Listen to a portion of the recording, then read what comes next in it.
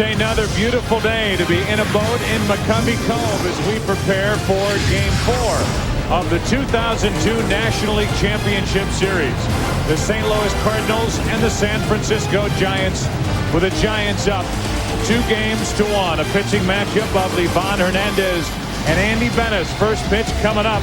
Right now we return after these messages from your local Fox station. October's magic is alive. Owens and the Niners clash with Brooks and the Saints in a battle between NFC powers. Then, the Redskins look to outduel Favre and the Packers as sports' biggest month of the year rolls on. October's magical matchups next week on Fox. As promised, we want to get you to the action in Anaheim. 2 outs, the Angels 1 out away from heaven, and a trip to the World Series.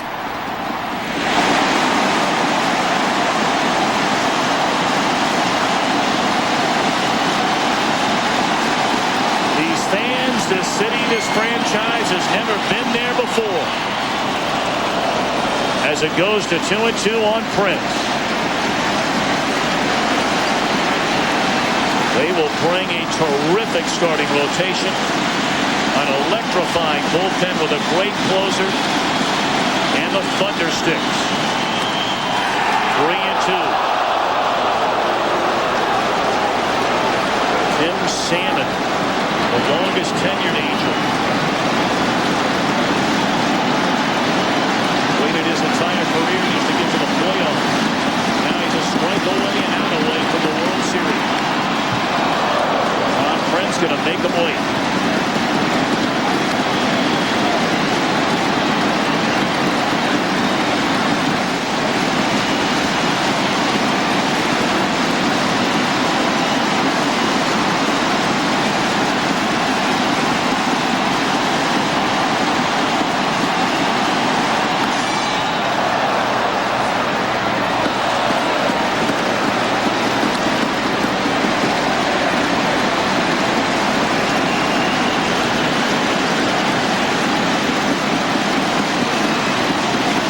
Scored 8 runs in 1 inning of the division series against the Yankees.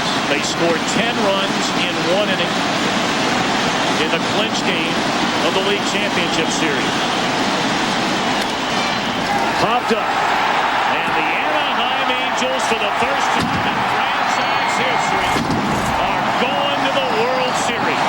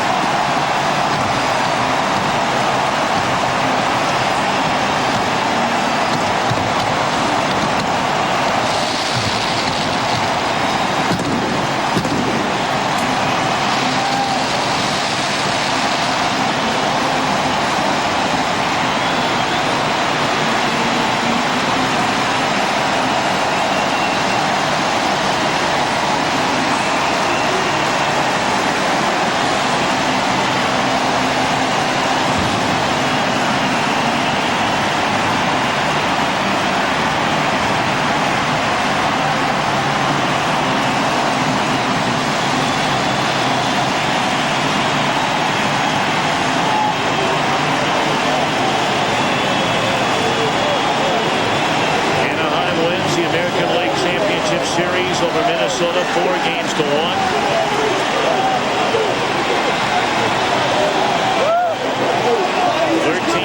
Our final today. Mike Scioscia knows all about the Fall Classic. He went there twice on World Series championship teams with the Dodgers in 81 and 88. And now he will try and become a World Series champion as the skipper of the Anaheim Angels.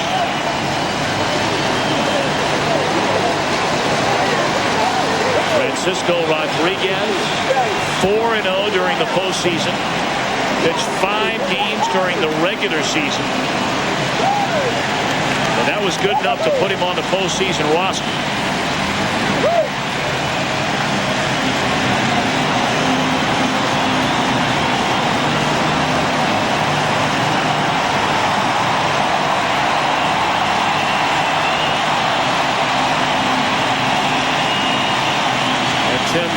one of the classiest players in baseball and has been for many, many years. He will have a chance for the first time, like his franchise, to go to the World Series.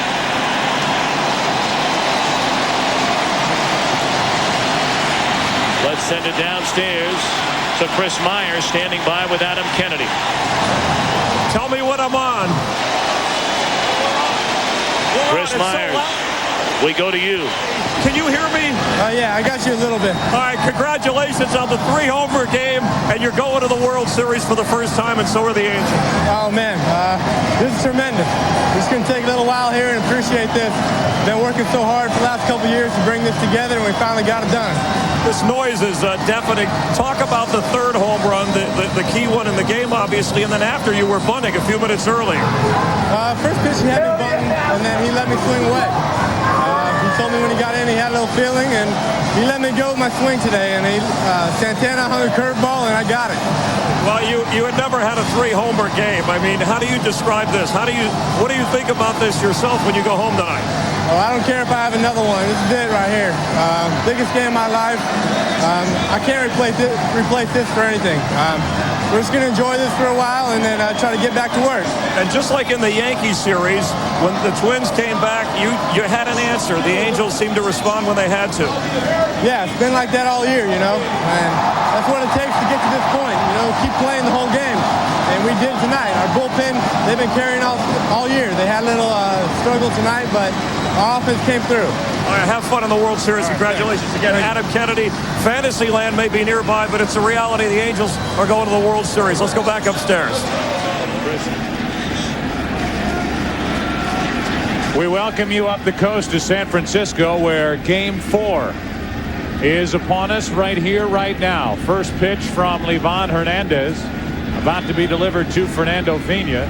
We'll run through the lineups. We'll run through the defense. You look at Livan Hernandez coming off that impressive Game 4 start and win over Atlanta last week. His pitch, Vina starts the game for St. Louis with a shot into left center field. Vina will get at least 2 as Bonds gets to it, gets it back in, and the first pitch of the evening is doubled into left center field by Fernando Vina. Looked like he was looking for a fastball away. He got it and hit it where it was pitched. Fernando Vina's mom and dad driving over from Sacramento today, so they have to be happy for Fernando after a horrible day yesterday. Even though the Cardinals won, a bad day on defense. Scouting report, curveballs on fastball counts. A surprising athlete, Dusty Baker says, the best athlete on the Giants. 16 losses, but a winner in postseason. The 16 losses coming during the regular season. A 6-0 record in his career during the postseason. And here's Renteria trying to push a bunt to the right side. Strike one. Renteria hasn't done anything in this NLCS except for yesterday's sac fly into right field in the 3rd inning, which advanced 2 runners and helped the Cardinals take the lead. The Cardinals at one point were tied by the home run hit by Barry Bonds, which came in the 5th inning. Went back ahead on a home run by Marrero and hung on to win it. A final of 5-4. Here's an 0-1. Renteria pops it down the right field line. Vina will tag and move over to third. The throw there is cut off, and it's a runner at third with 1 out. As Renteria fly the ball into pretty much the same spot he hit it yesterday in the 3rd inning to get a sac fly RBI. The lineup for St. Louis, you know Vina, you know Renteria. Now it's Edmonds digging in. Then it'll be Pujols, Drew, and Martinez in the middle. Eli Marrero does the catching. Or rather in left, Mike Matheny does the catching, and Andy Benes pitching and batting ninth. Matheny's been busy. He homered here yesterday. He has hit in all postseason games for the Cardinals this October. And here's Edmonds, who homered the opposite way yesterday. A chance to put St. Louis on top here in Game 4 as they trail 2-1. Saw the 16 losses during the regular season. No record in 2 starts against the Cardinals this year for Hernandez. Ball 1.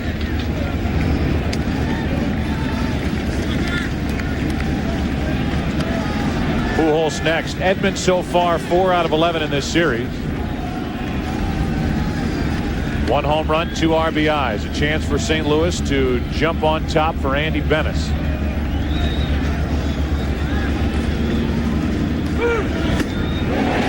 Good pitch on the inside part, a ball and a strike. First pitch in this game was supposed to be 4:55, and because it happened at 5:12, the outfielders are very happy. Barry Bonds in left and Kenny Lofton in center field battling that sun. But if the Giants, or the Cardinals, keep the Giants on defense for any length of time, that sun will be gone by the bottom of the first. The 1-1 pitch. Edmonds in the hole, a ball and 2 strikes. Bonds trying to get a feel for it out in left field. And I would imagine the hitting background is affected because of the sunlight hitting that center field area behind Livan Hernandez. Somewhat, sure.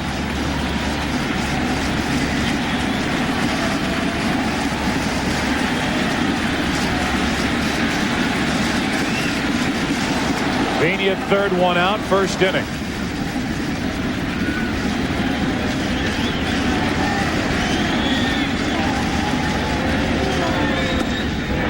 Wouldn't chase it, 2-2. Hernandez has come out throwing fastballs. He has not thrown a curveball yet, and misses up and away to Jim Edmonds. If you're in the strike zone to Edmonds, up and away, that's his power pitch. There are the numbers in the postseason career for Livan Hernandez. He also gets a ton of run support when he pitches in October, over 7 runs a game. Here's a 2-2 to the right side, and the Cardinals take the lead. Kent takes care of Edmonds, and St. Louis is on top 1-0.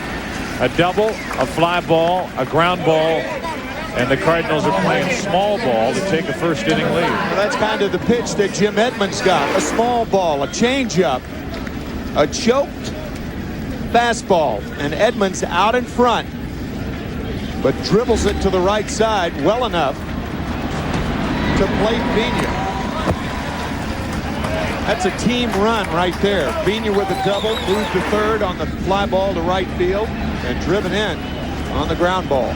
Here is Albert Pujols with the bases cleared now in front of him, 2 out, and Pujols is drilled right in the middle of the back.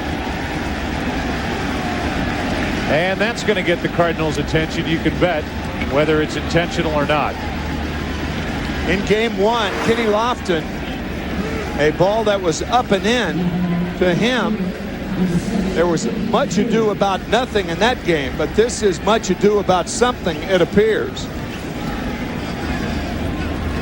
Even with that reaction from Livan Hernandez. Yeah, I think so. I mean, you know, trying to come inside, the ball tailing inside.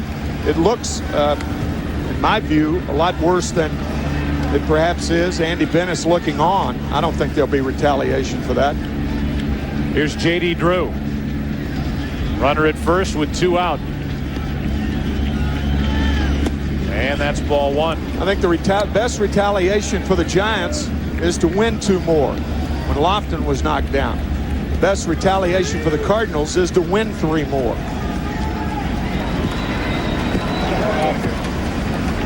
Cardinals get a run. Have a man on, 2 out.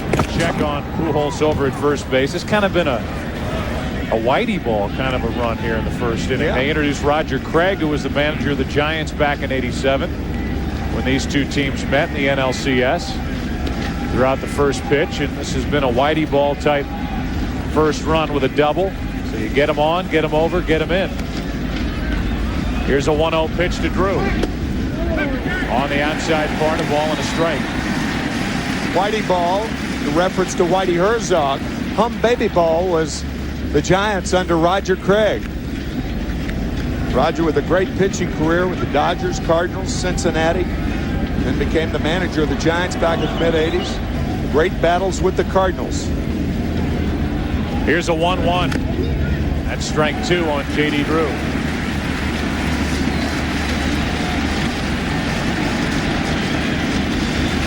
So Livan Hernandez, who had a 4.38 ERA and is 25-31 in his last 2 seasons, has been dented here in the first inning.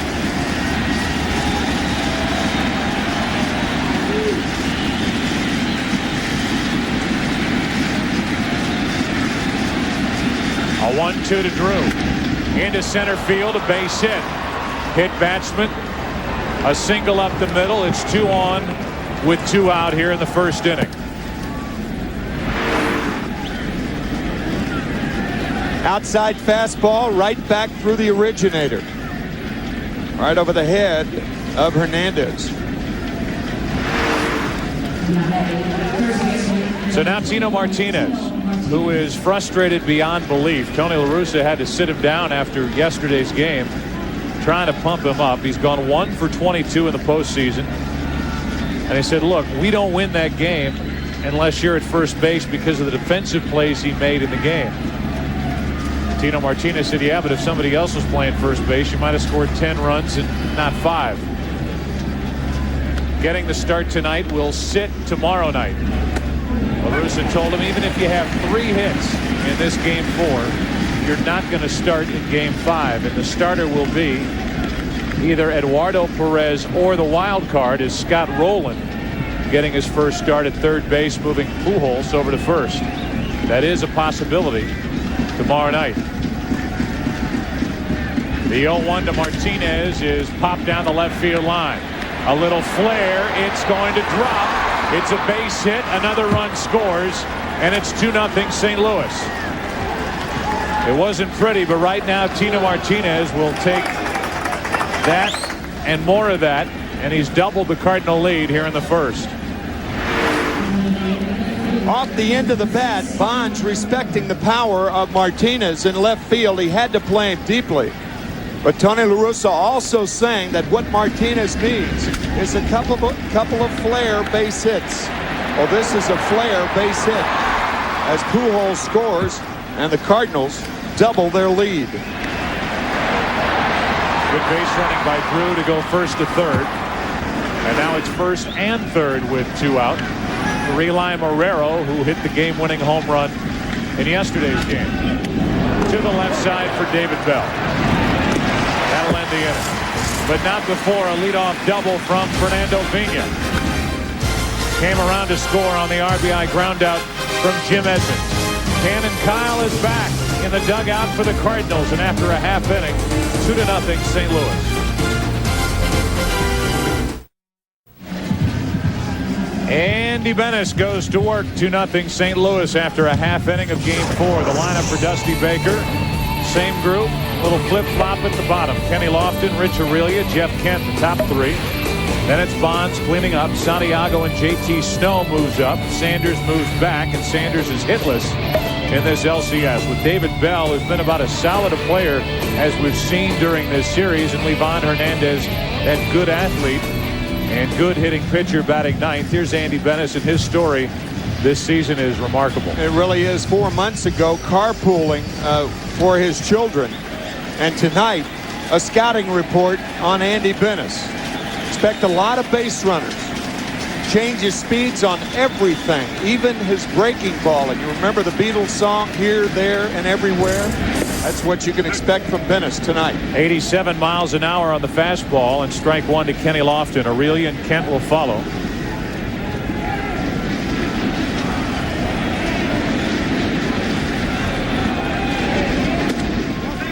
Not getting the inside corner, a ball and a strike.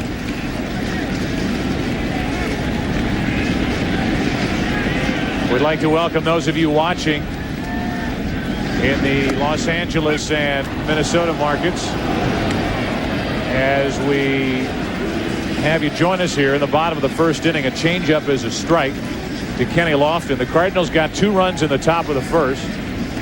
Down 2-1 in this NLCS is Lofton, who has been hitless since the home run in game 1. He got the pitch up and in for Mike Crudale. He is 0 for his last 11.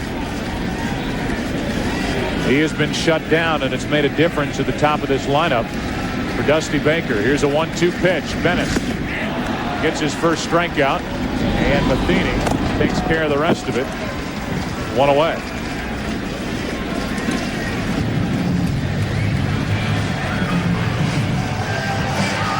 Bennis with a jacket on. Getting some good luck from Cannon Kyle, who's back in the dugout. He's been sleeping in his uniform at night and coming out to the ballpark the next day. Yesterday, after the Cardinals wrapped up their 5-4 win, he ran around the bases, slid into home, and the Cardinal players picked him up and carried him off the field. Sleeping in his uniform and wearing out those suckers 2 days in a row. The report was that Vina carried Cannon Kyle off the field. I had heard some reports that Cannon Kyle carried Vina off the field at the end of the day. But it was the proper way. Vina picked up Cannon, and the Cardinals won Game 3. They're down 2-1. Here's a 1-0 pitch. Aurelia rips it foul. Rich Aurelia has been everywhere. He had 2 home runs in Game 2. So he really had a sacrifice sandwich. He sacrificed in the first inning of Game 1. He sacrificed in the first inning yesterday. Dusty Baker saying he gave him the sign the first game, but not yesterday. He did it on his own. But he has had a very, very good postseason. Solid player right here. Dusty Baker has a set of signs that gives the player the option what he wants to do at the plate, and yesterday Aurelia bunted.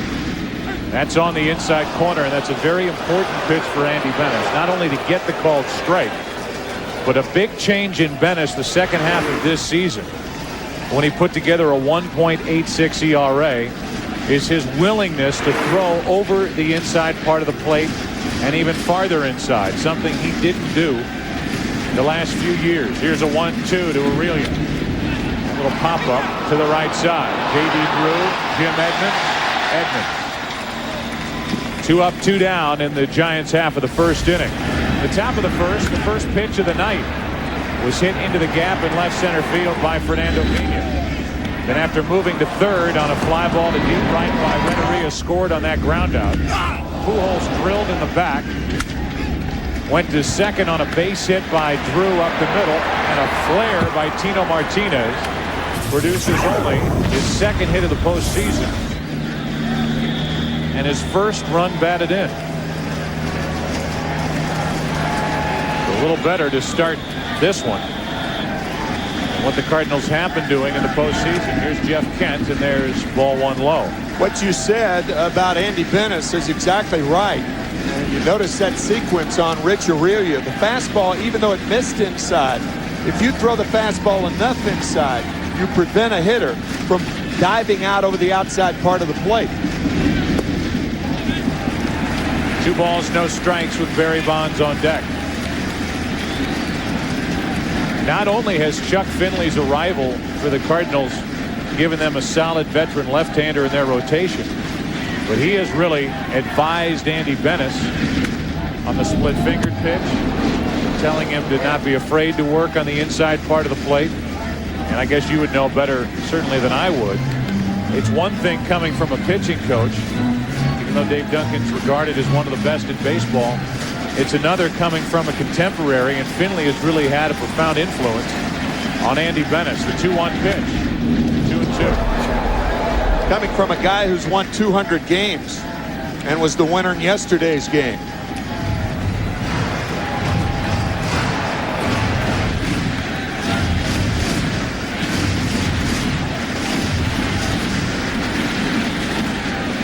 With 2 out, nobody on. 2 balls, 2 strikes on Jeff Kent. Trying to get on in front of Barry Bonds.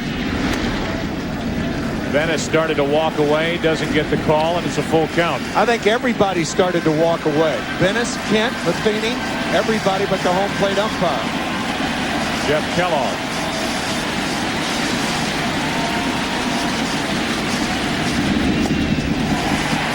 Ball 4, and here comes Bonds.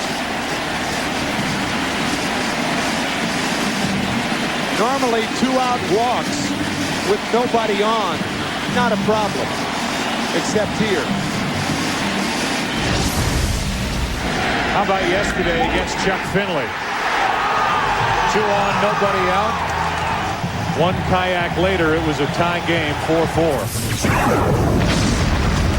23rd splash hit in this ballpark since it opened in 2000.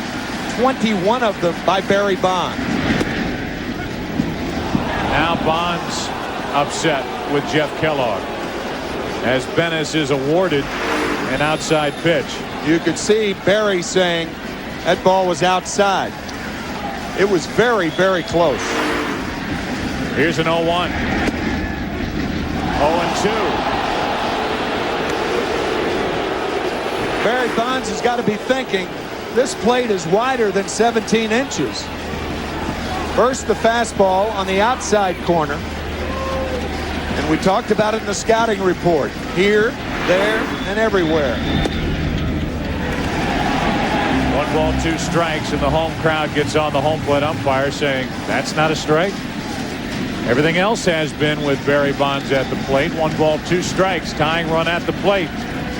4 home runs in his career against Bennis. That's into right field, and J.D. Drew will make a good play to keep it just a single and keep Kent over at third as he got the short hop. A walk, a hit, 2 on, 2 out. Bonds fooled on this pitch. It was a splitter. The remarkable consistency of contact, power, and lift from Barry Bonds. It was a good play by J.D. Drew. Came too far, and then on the in-between hop makes a good play. That was an easy run for San Francisco if it skipped past Drew. As it is, it's 2-0 St. Louis still. First and third, 2 out for Santiago.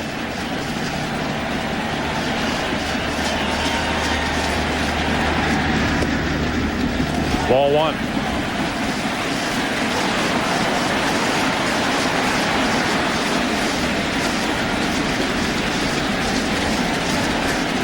Here's another veteran for St. Louis, Andy Bennis, 35 years old, 13+ major league seasons.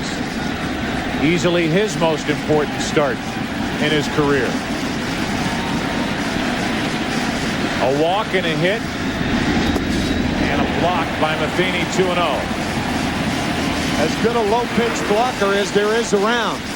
It's interesting that Andy Bennis used to pitch to Benito Santiago. And now Andy Bennis is pitching to Benito Santiago. He used to be his catcher in San Diego. And now a guy who could deliver a big hit for the Giants. Good numbers for Santiago against Andy Bennis. Add to that, in this case, a 2-ball, no strike count. Into left field, didn't get all of it, and Eli Marrero will put it away to end the inning. A walk, a hit, and 2 left. St. Louis down 2-1 after 1 inning in Game 4, up 2-0.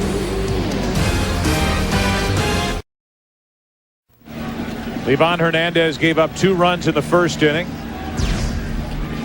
It's 2-0 as we go to the second. The hit batsman came around to hurt the Giants when Albert Pujols scored in the bloop hit by Tino Martinez. And here's Mike Matheny, who homered yesterday, and he is hit in all 6 postseason games the Cardinals have played in this October. Chokes way up on the bat and takes a strike over the outside corner. You got Matheny at the plate and Andy Bennis with that big knee brace on his right knee, swinging a bat in the on-deck circle. His pants are huge because he's got to have enough give to get the pants over that knee brace on his right knee. He's just bone on bone. There's no cartilage left. That's his drive knee, and it's one of the reasons why his velocity now tops out at 87, 88, as opposed to low 90s when he first hit the big leagues with San Diego. Matheny hits one pretty well into left center field. Bonds on the run. At the wall, won't get it. And it's a leadoff double for Mike Matheny. He has hit in all 7 postseason games. A real mistake from Hernandez. A hanger up in the strike zone. You can see Santiago sitting outside, moving that mitt back to the left, and it short hops the left center field wall. And Matheny leads off the second with a double, and expect Bennis to bunt all the way up through 2 strikes.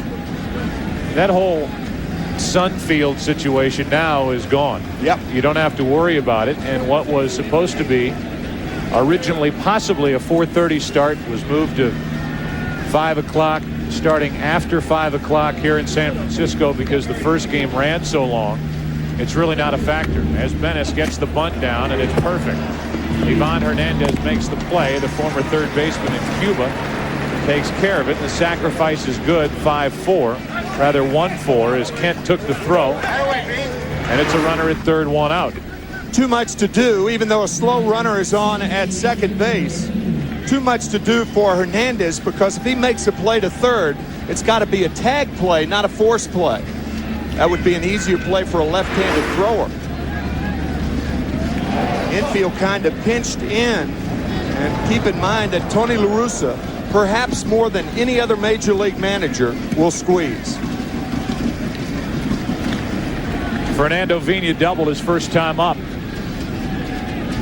Tony La Russa had the squeeze on in the division series with Bennis at the plate. Two different pitches in the same at bat. And Bennis got the bunt down and got the RBI. Ball 1 to Vina. It's been a while since I've seen that. Vina drove home 54 runs during the regular season, has 2 this postseason.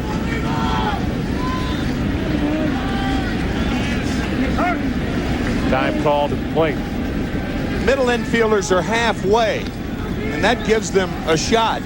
You can almost play all the way back here with Matheny running at third base. He is not a fast runner. To the right side, and Kent makes a nice play. The underhand toss for the out, 2 gone. Good play on the short hop by Jeff Kent.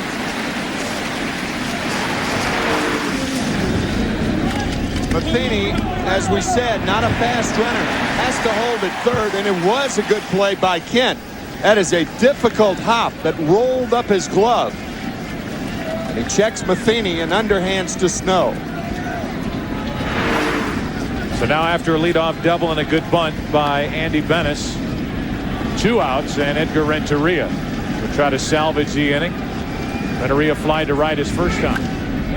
Former Marlins teammate with Livan Hernandez makes the final out off the top of the second. Missed chance for St. Louis.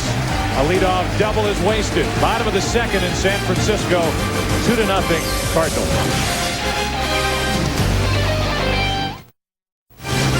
The League Championship Series on Fox is brought to you by Kia and the all-new Sorrento SUV. Kia, make every mile count. By Sprint, introducing BCS Vision, clearly a whole new way to look at wireless.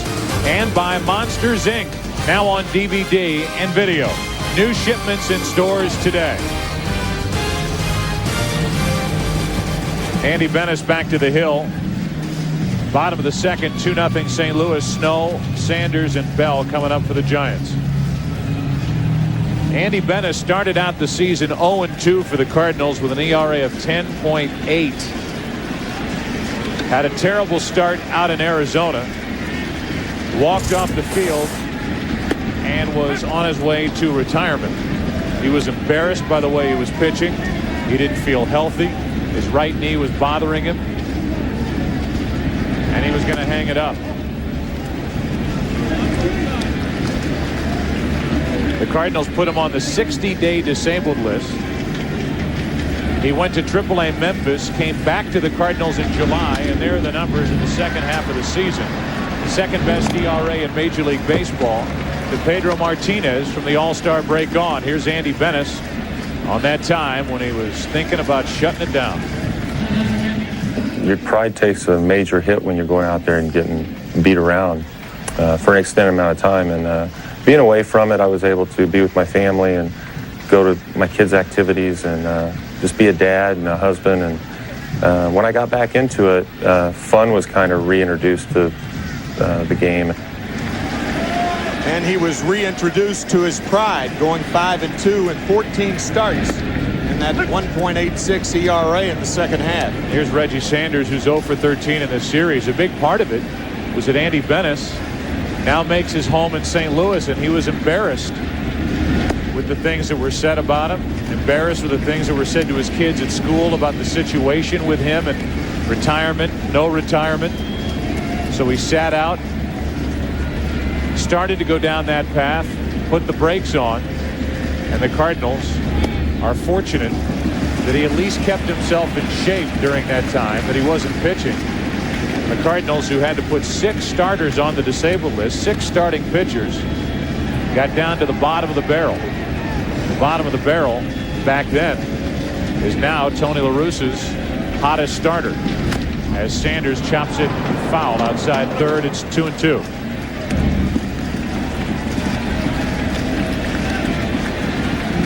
Some going to great lengths to get a look at this game 4. Aren't you glad you just have to sit in front of your television at home? That's what the Minnesota Twins are trying to do today. Hang on, but they lost big time to the Angels. 13-5. 3 home runs by Adam Kennedy, and the Angels, for the first time in their 41-year history, in the World Series.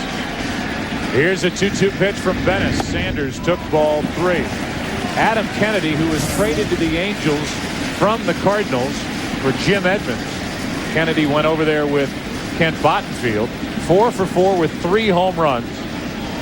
6th 3-homer game in postseason history. Had only 7 home runs during the regular season as Sanders pops it up. It's foul. And that's Pujols for the second out of the inning. And when it's going bad, and it is right now for Reggie Sanders, those balls just do stay in play as opposed to just barely getting into the seats. Reggie, like Tino Martinez, will sit out tomorrow also. The ball coming back. Reggie Sanders now 0 for 14 against the Cardinals. How does Andy Bennis do it? He doesn't throw hard. Joe said an 87-mile-an-hour fastball. Watch him change the grip from a splitter to a 4-seamer on the left side. Stays with the splitter on the right. And with 2 out, here's the number 8 hitter, David Bell. You know, the funny thing is, for as hot as Andy Bennis was in the second half of the season, I'm still not sure that the Cardinals are convinced that he is as dangerous to opposing hitters as he has been in the second half of the season, because it hasn't just been a 1-year drop-off. It's been the last couple of years that Andy Bennis hasn't been what he was when the Cardinals got him back from Arizona. Bell pops it up into left. Eli Marrero is there for the out. Andy Bennis, even with those big numbers he put up in the second half of the season, had to continually impress and prove himself.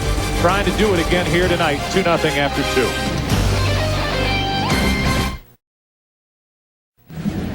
Third inning of game 4. It's 2-0 St. Louis, getting 2 runs in the first. RBIs by Edmonds and Tino Martinez. And here's Edmonds to lead off against Livan Hernandez, who did a good job in pitching around a leadoff double in the second.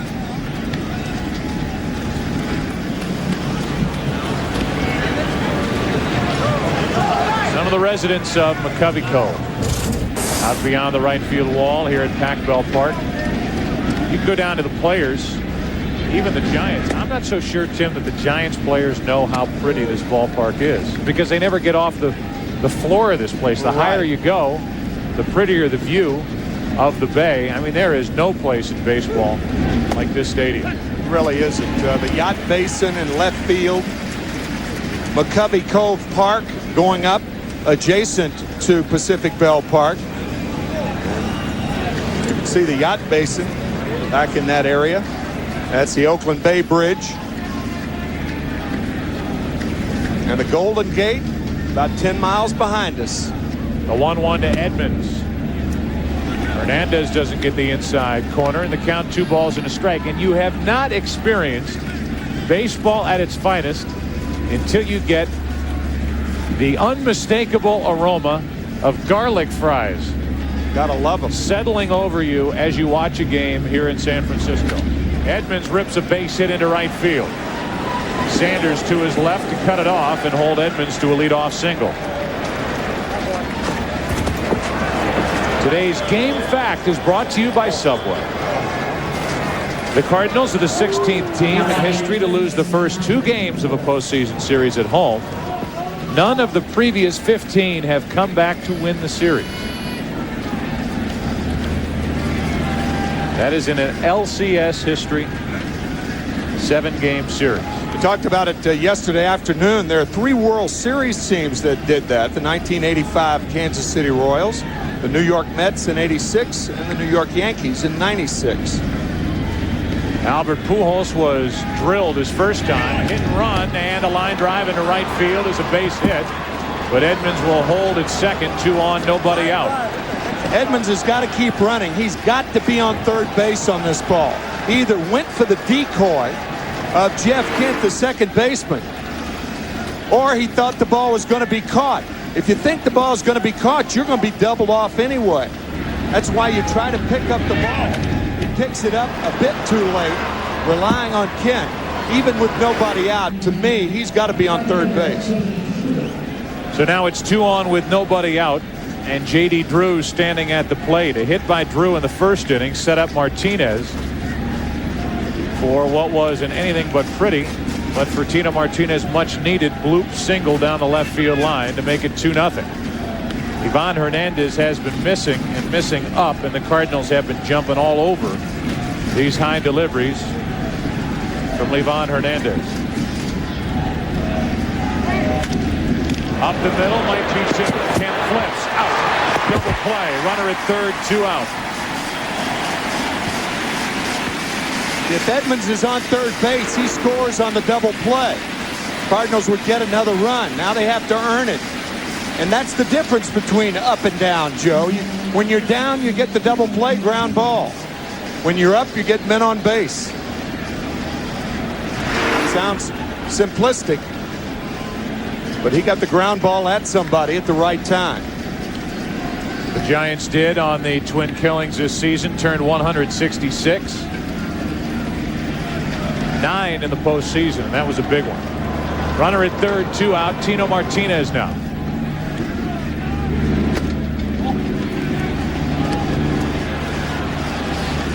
Livan Hernandez was the MVP of the '97 NLCS, was 2-0 with a 0.84 ERA. And then MVP of the '97 World Series, going 2-0, starting in games 1 and 5. His only other win in the postseason came in 2000, the division series against the Mets. Prior to this year, beating the Atlanta Braves in game 4 of their series. 6-0 in his career in the postseason. That's ball 3, and it looks like the Giants, Livan Hernandez, is being awfully careful with Tino Martinez, who's 2 out of 23. That's why Dusty Baker was pointing to his head, looking at Benito Santiago. Saying nothing in the middle of the plate, regardless of what you throw. And it's ball 4. So Tino Martinez gets pitched around. What a difference a blue pit makes. And it's first and third, 2 out for Eli Marrero, who homered yesterday. First walk given out by Livan Hernandez. Tino Martinez has got to be shaking his head saying, wait a minute. Are you kidding me? They pitched around me? You read my numbers lately? Eli Marrero will step to the plate yesterday, leading off. In the 6th inning, took Jay Witasic deep, and that was the last run of the game. And what was a 5-4 St. Louis win?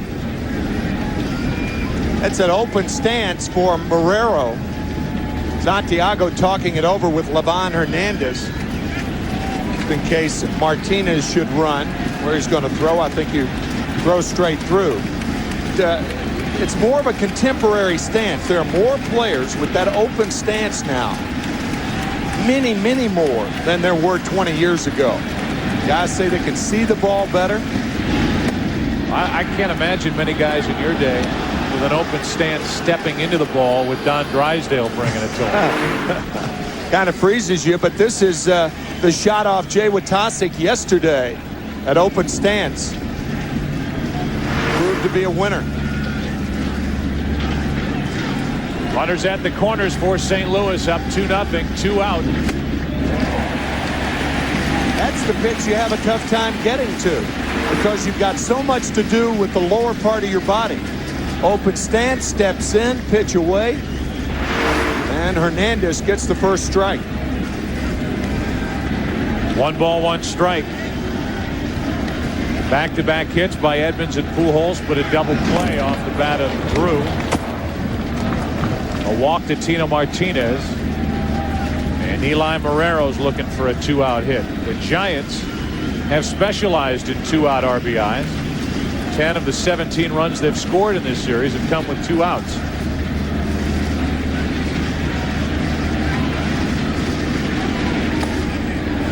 Blocked by Santiago, 2-1.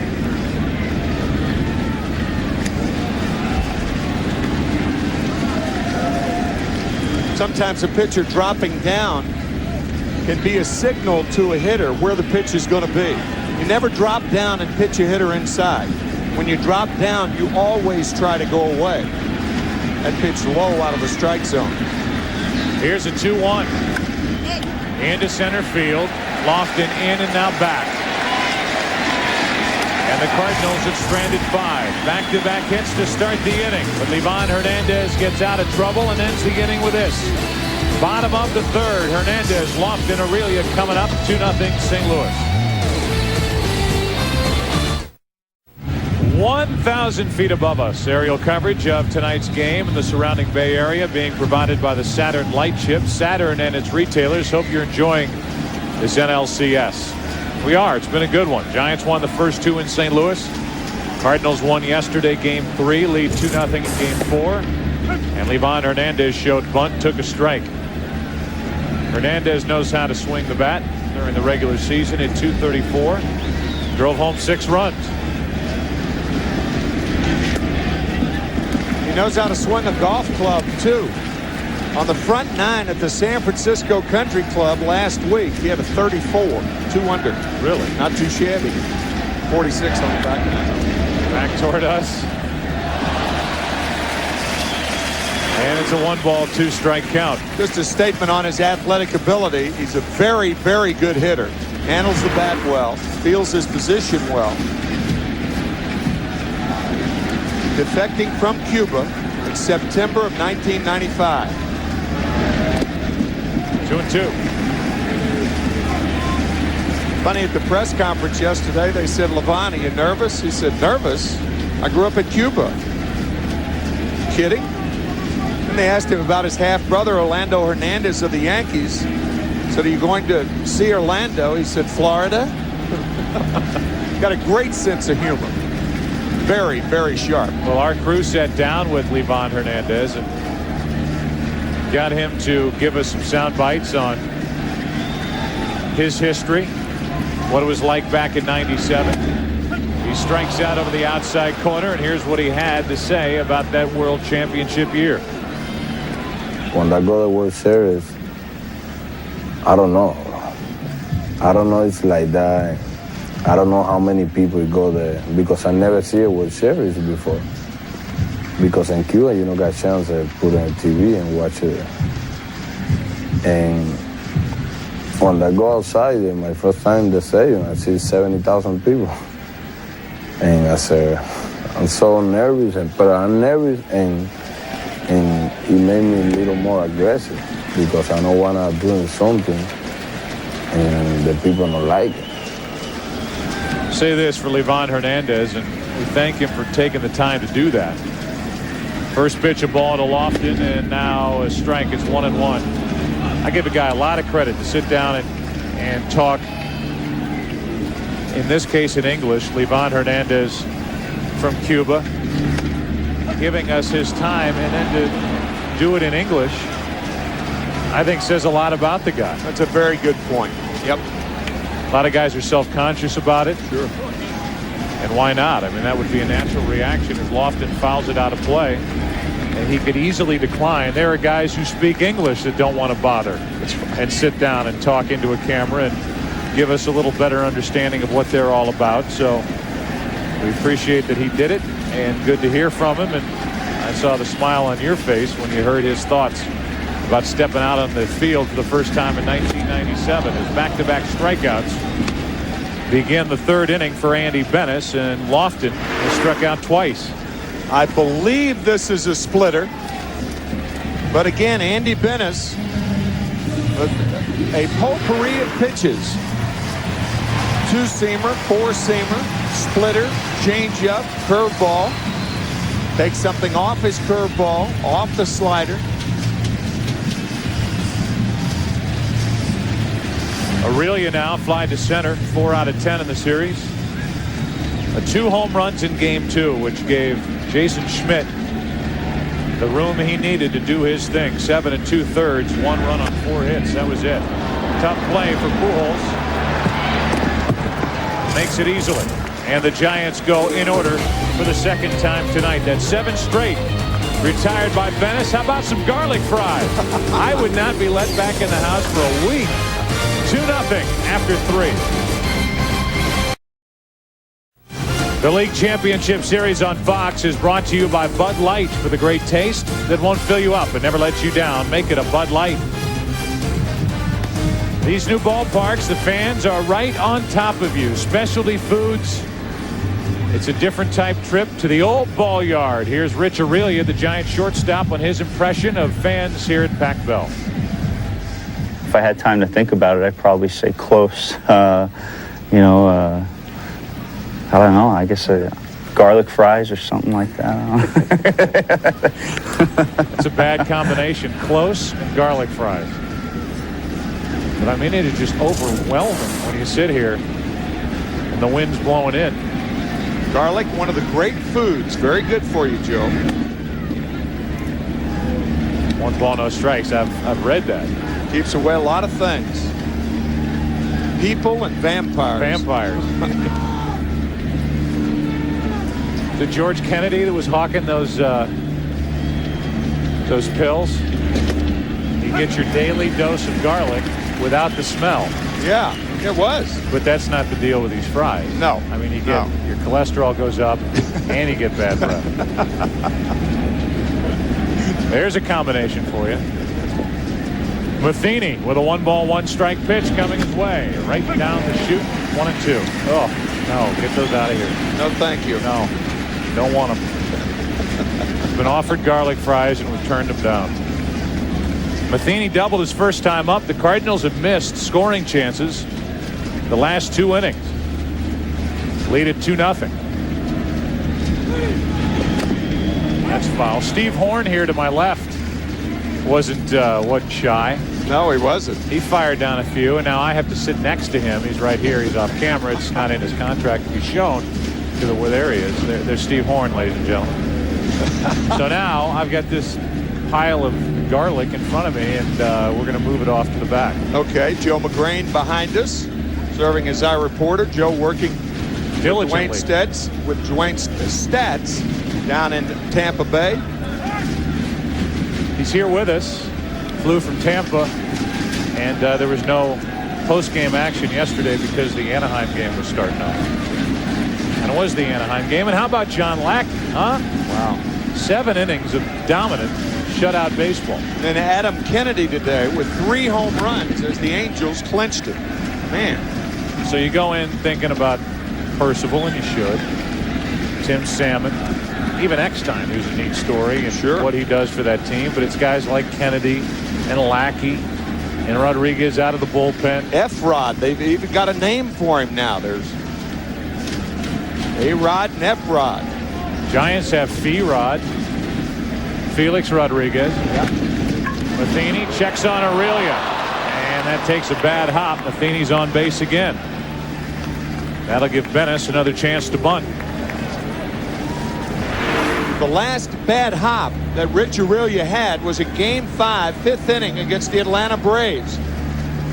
A big play in that game that sent the Giants to St. Louis, and the Braves were eliminated. This bad hop off the heel of the glove, and an error on Rich Aurelia. And Bennis once again will be up there bunting. That's the Giants' first error of this NLCS. The Cardinals have made only 1, and that came yesterday in the first inning, first batter, and that was a telltale sign of what was to come for the next 45 minutes, maybe even an hour. It was 2 innings of ugly baseball. Ragged ball. Aurelia has really improved on his defense as Bennis pops it up It is caught. Benito Santiago. Those 37-year-old wheels got him there. 1 out. JT Snow talking to Santiago. Watch Snow coming hard, and then it looks like he pulls up right there, and Santiago diving to make the play. Fine play. Off with the mask. Flashing the leather. This is a terrific play by Santiago. Your first responsibility is fair territory. So you have to redirect your energies, and he did. Good play. 3-time Gold Glove Award winner, but you have to go back to 1990.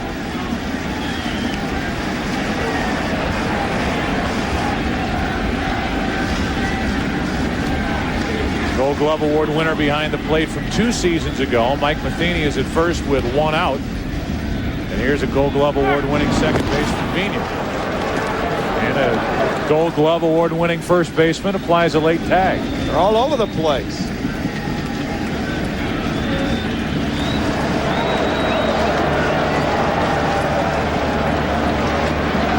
One on, 1 out. Vina 1 for 2 with a double and a run scored. Ball 1.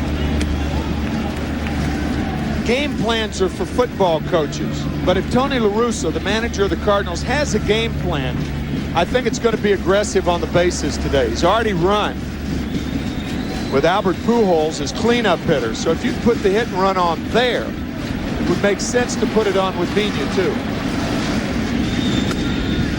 That's a high strike. 1 ball, 1 strike. We know one thing. We will be right back here tomorrow evening.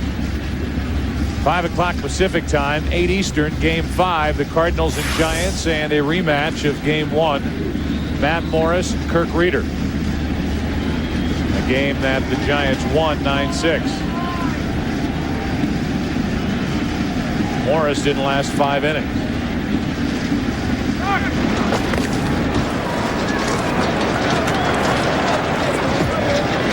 Saw the numbers for Aurelia making his first error this postseason.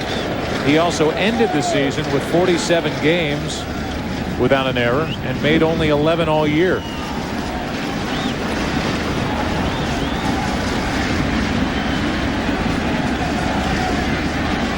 One on, 1 out. Vina, strike 2. Let's go back to that division series, Game 5 on the Monday night. Bases loaded. Scorcher up the middle, and that awful hop. Aurelia got it, went to the bag, and kept it 2-0 Giants. A game they won 3-1 with Rob Nen on the mound. The last pitch came to Chipper Jones with first and third, 1 out. You see his improvement with the glove year by year. Livan Hernandez does not have a strikeout all night, and time called at the plate. I don't think either starting pitcher tonight is a pitcher you would term a strikeout pitcher. They're contact pitchers. You've heard of contact hitters. These guys put the ball in play and hope they can keep the ball off the fat part of the opponent's bats.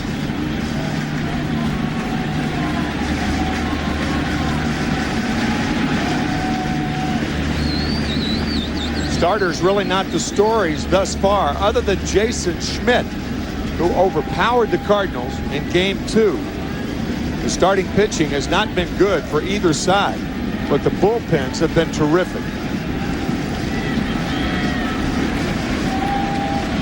You expected that coming in, the bullpen part of it, for these two teams as Vina takes ball 2. The Giants, who have that combination of Rodriguez, Worrell, Nen, Scott Ayers, been good from the left side. The Cardinals, who have Facero, Klein, Piers, White, and Isringhausen, reached back for a little extra yesterday and told us before the game he feels okay. Not great after the save yesterday, but should be available if needed tonight. Here's a 2-2 pitch to Vina. To the right side. Fair ball. Out at first. Double play. Inning over. And the Giants turn their second double play of the night. That was Snow to Aurelia. And Livan Hernandez gets out of trouble. We go to the bottom of the fourth. Still 2-0 St. Louis.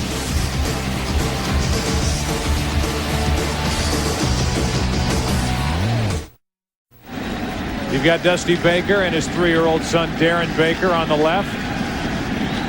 And then young Cannon Kyle, who is officially 5 3/4. Here we go into the bottom of the fourth inning, and the big bats are here for the Giants. Kent, Bonds, and Santiago. 2-0 St. Louis. Kent walked his first time. Into center field. Edmonds to his left. Kent has not produced a run in this series yet. Barry Bonds will bat with the bases empty, 1 away. Darren Baker. Cannon Kyle is the dugout inspirational leader, but the Giants are putting Darren Baker to work. Oh, almost a header.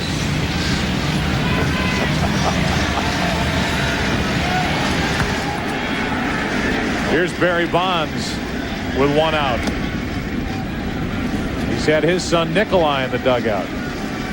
Nikolai greeted Barry after the 3-run home run in yesterday's game that tied it for a half an inning. The 1-0 pitch right into the shift. 2 out. Vina turned his body every direction it could possibly go. Right, back, left, fall over, turn around, throw him out. 2 out. That's what a ball at the end of the bat does to an infielder. It was spinning on him. And he gets his man.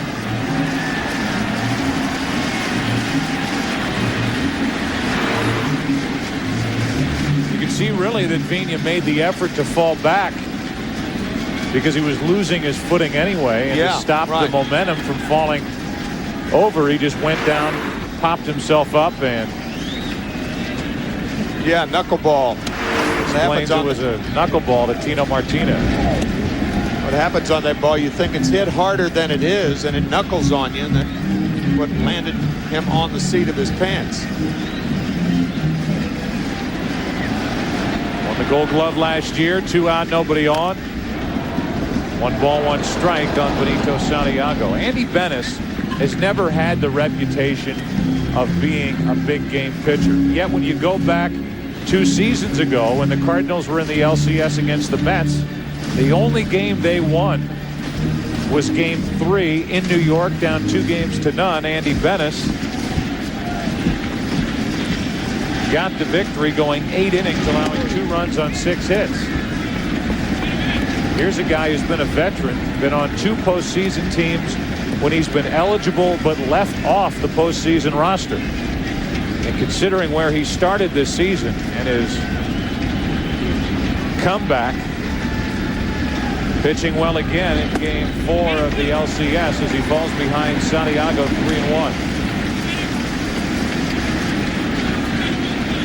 Can you win Comeback Player of the Year for what you do within the year? Bennis may test that theory. And the guy at the plate, Benito Santiago, is a worthy candidate as well. The 3-1, a 2-out walk, second walk handed out tonight by Andy Bennis, whose manager, Tony La Russa, had this to say about his 35-year-old starter. My memory was at that point where after all that work, he's embarrassed and he's going to shut it down. We thought he should shut it down. And then he comes back, has the courage to go back out there and condition, go to AAA, which not a lot of guys do, and run off the string of starts that he did, 10, 11, 12 with 3 or less runs. We wouldn't have won without him. Runner at first, 2 out. JT Snow trying to get something going for the Giants. An off-speed pitch is in for strike 1. Snow grounded out his first time up.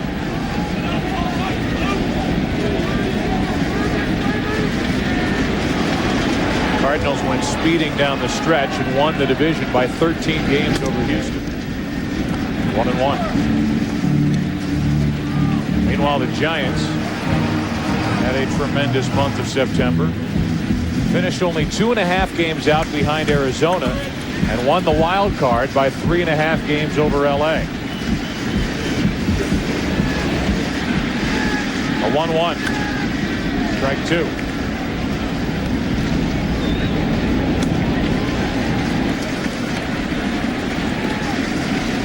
Reggie Sanders waits next. A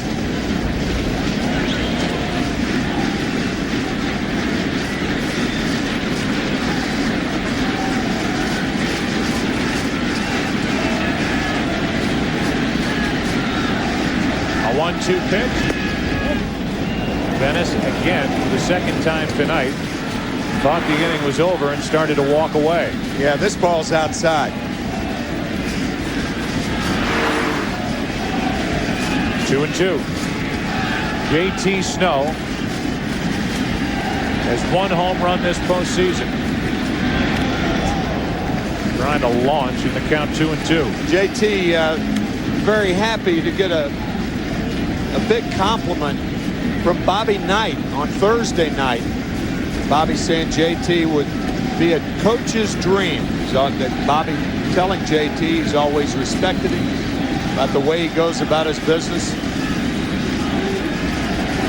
JT saying, wow, when that comes from Bobby Knight, quite a compliment. And it is. 1 on, 2 out, tying run at the plate. Snow pops it foul, and that will get out of play. Bobby Knight has kind of been a fixture around this Cardinal team since Tony La Russa took over. Whenever the Indiana Hoosiers, or now Texas Tech team, ended up out of the NCAA tournament, Bobby Knight heads down to Florida and stays not just for a couple days, but a long time around La Russa's Cardinals. Another 2-2 pitch from Venice to Snow. That one strikes him out. And for Andy Venice, strikeout number 4.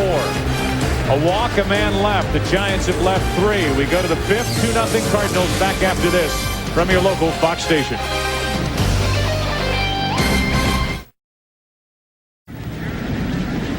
Livan Hernandez is back to work as we go to the 5th. It'll be the 2, 3, and 4 hitters, Renteria, Edmonds, and Pujols. If anybody gets on, J.D. Drew for the Cardinals, who lead 2-0, trying to even this best-of-7 series. Add 2 games aside. Renteria's flied out twice, and he's 1 for 13 in this series. He is a big reason why the Cardinals are even at this point. Hitting .305, his best year with the bat in his hands. And driving home a franchise-tying record of 83 runs from the shortstop position. 1 ball, 1 strike. Our Sprint virtual manager question. Who would you prefer the Anaheim Angels face in the World Series? We throw that out to you.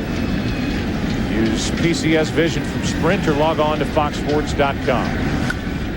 Another flare. Shallow right. In comes Sanders. 1 away. Renteria's got that stroke down. He's flying to right 3 times.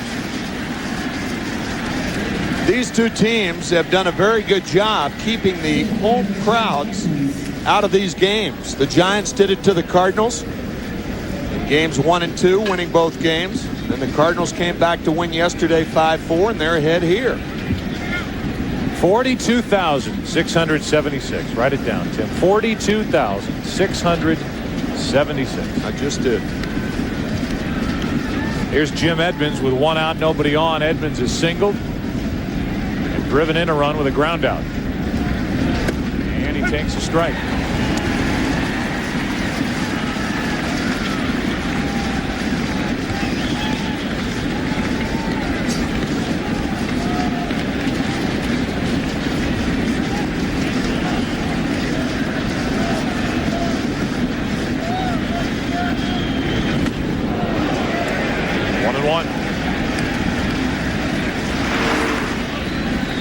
High fastball moving Edmonds back away from the plate. You have got to do that to the power hitters. Otherwise, they take advantage of that zone up and away. As the Giants saw yesterday, Edmonds with a home run to left field on a high fastball out over the plate. Here's a 1-1 to Jim Edmonds. He likes it up, as you said earlier, and now he's in the hole 1-2. Uppercut swing at a high fastball usually does not produce a ball hit well. Popped up, fouled back. Not all you can do with a pitch like that. Hernandez still looking for his first strikeout tonight.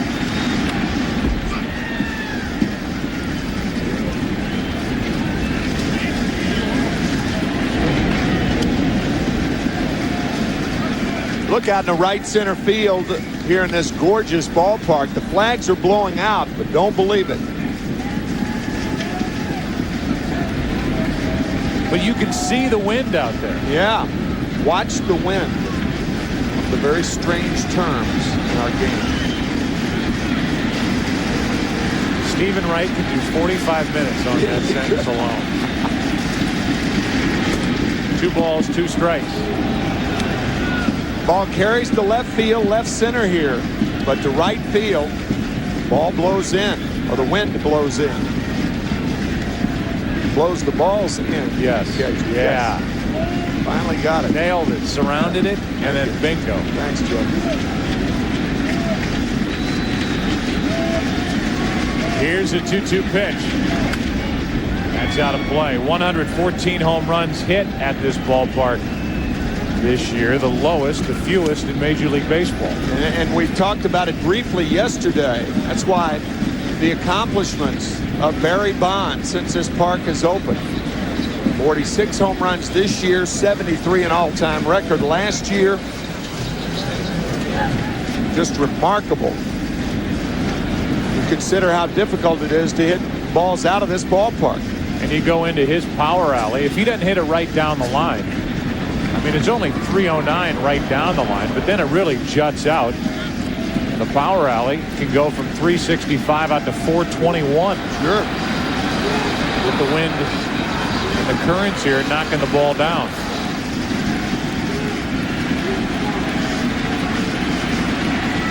Here's a 2-2 to Edmonds with 1 out.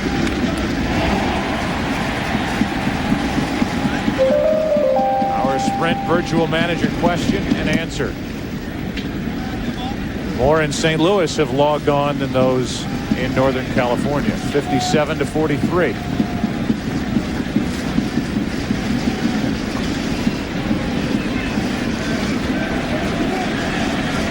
Write that down. 57-43. Okay?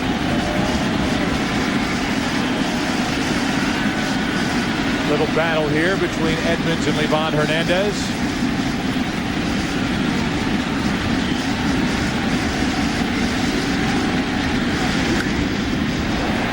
Into left center, that'll play. Bonds.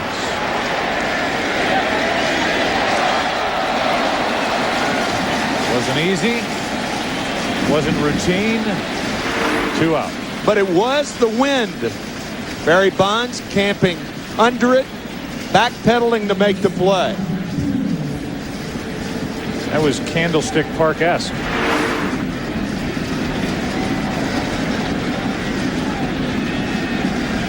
Here's Albert Pujols with 2 out, nobody on. The Giants in the bottom of this 5th will have the bottom 3 in their lineup: Sanders, Bell, and Hernandez. Candlestick Park, a park in which nothing was routine in the air. Nothing. And if memory serves me correctly, wasn't it more right field that could be nasty in Candlestick Park? That was the Sun field. Here it's left field. Of course, not a problem now.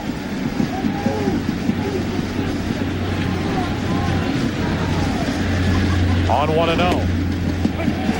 1 ball, 1 strike. Hernandez turning in.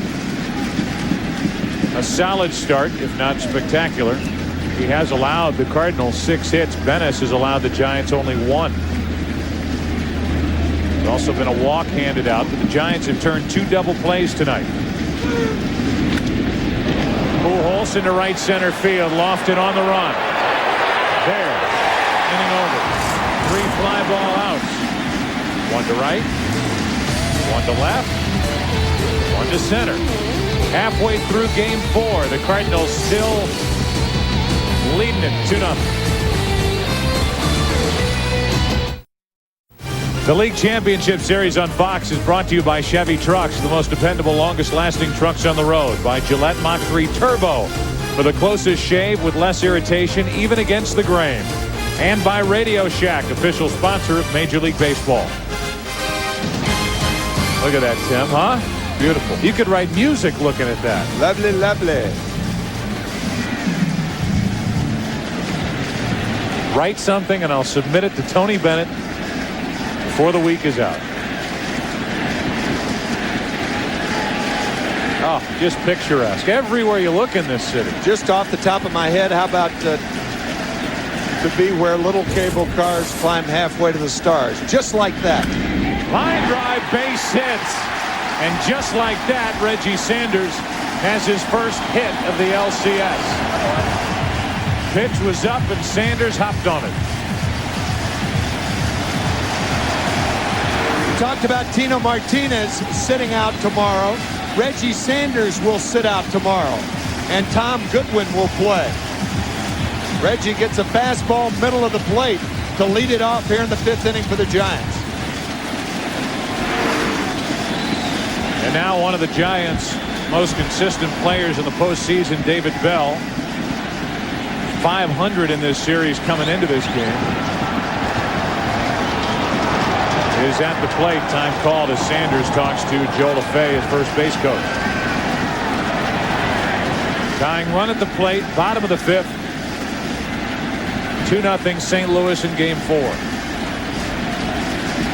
Giants have their leadoff man on for the first time tonight.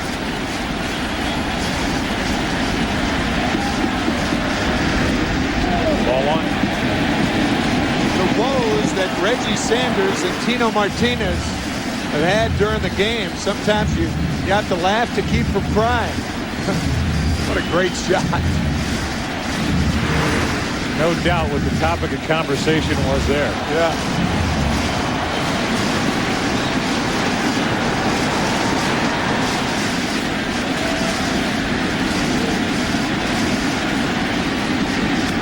Runner going as Bell pops it up. What will the wind do with it? Foul ground. Renteria took over for Pujols. 1 out. Reggie Sanders came very, very close at second base to not touching it on returning. I think the Cardinals have a very good point here. Reggie Sanders surrounded the bag. He scraped the bag. Hit and run was on. The ball is up. Now you can see right there, if he touched the bag, then straddled it, didn't touch it coming back, the Cardinals had a point. That was very, very close for the Giants. Charlie Relaford was right on top of it, the second base umpire. The Cardinals appealed, and Relaford gave the safe sign. So 1 on, 1 out. And Livan Hernandez. Here's a situation where you've got a pitcher at the plate who can handle the bat, can swing the bat.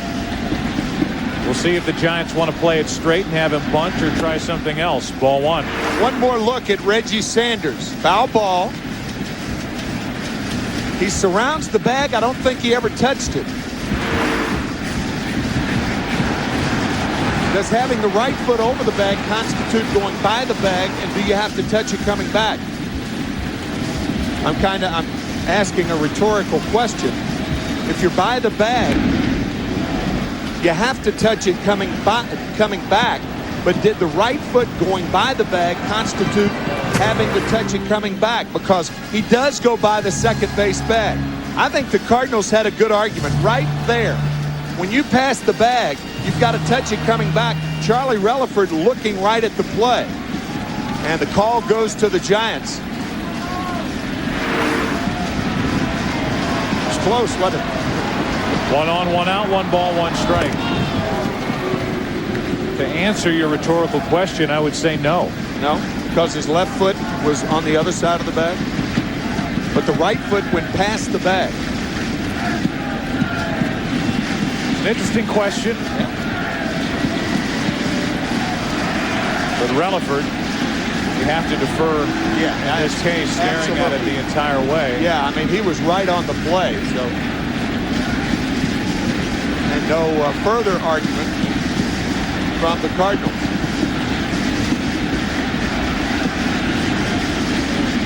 One ball, one strike, one on, one out. And the bunt, a good one. Down to second with 2 out is Reggie Sanders on the sacrifice. 3 unassisted. Our in-game box score for the Giants is sponsored by Chevy Trucks.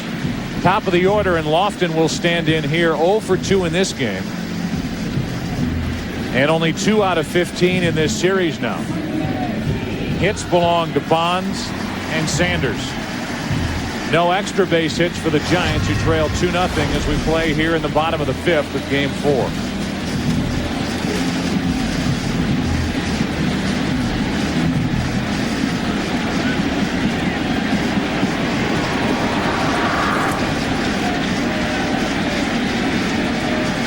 Lofton and the Giants hoping for a 2-out hit.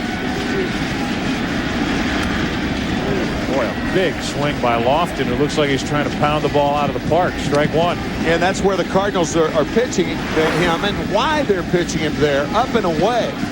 He did have 1 home run.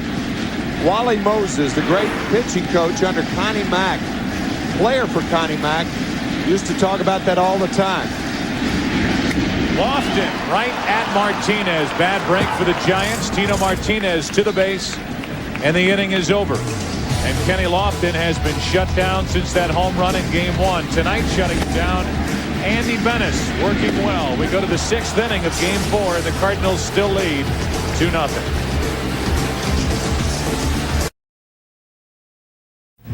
The League Championship Series on Fox is brought to you by Chevy Trucks, the most dependable, longest-lasting trucks on the road. Up above, we've partnered with the Saturn Light Ship to bring you aerial coverage of this evening's game. We hope you're enjoying the unique look high above the Bay Area. A beautiful night. The weather has been ideal.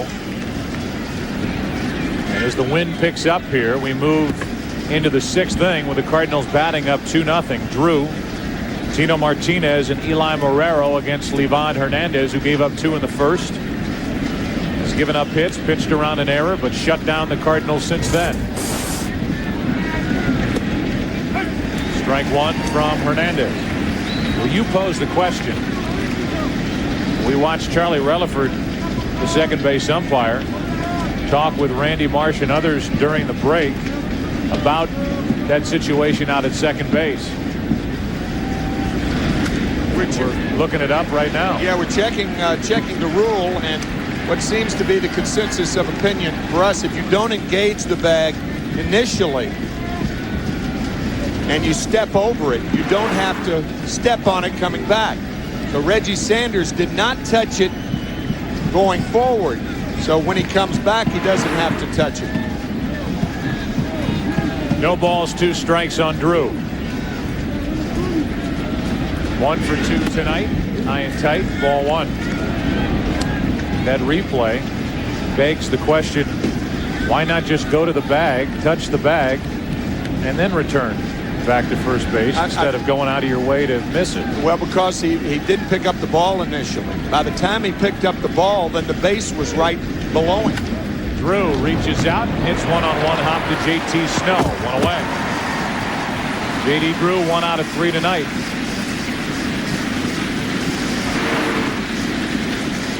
Here it is one more time. You see, he doesn't pick the ball up. Now he has to pick the ball up.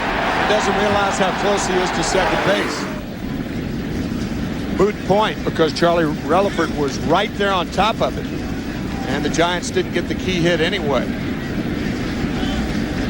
Tino Martinez now with an RBI single and a walk as they pitched around him back in the 3rd inning. Marrero waits to hit next, and time called. The Giants in the bottom of the 6th inning.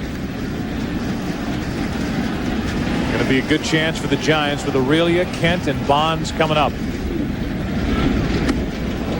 A floater that slipped out of the hand of Livan Hernandez. Ball one. Boy, is that the perfect description of that last pitch. Floater. Watch this thing squirt out of Livan's hands. Here's a 1-0. High again. This time not floating, but a little more zip on it. 2-0.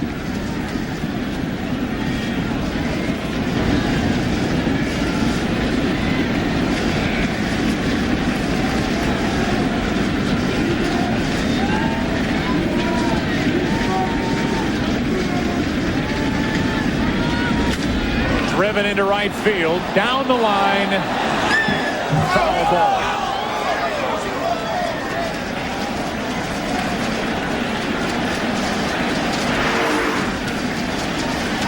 Foul by about 5 feet. There have only been 4 visiting home runs. Visiting players did home runs into the Bay. Luis Gonzalez did it twice. Todd Hundley did it once. And Mark Grace did it. Mark not known for his power. But Mark Grace popped one in the Bay for a splash down. Even though they don't count in those 23, those are Giants only. Bonds hit number 23 yesterday and has 21 of the 23. And as Tim pointed out before the game yesterday, and I brought up on the air, the other 2 belong to Felipe Crespo. Martinez trying to battle Livan Hernandez. Has had a decent at bat. The count 2 balls, 2 strikes. Usually what happened to Tina Martinez, when you get the bat head out that far, you're going to hook the ball foul.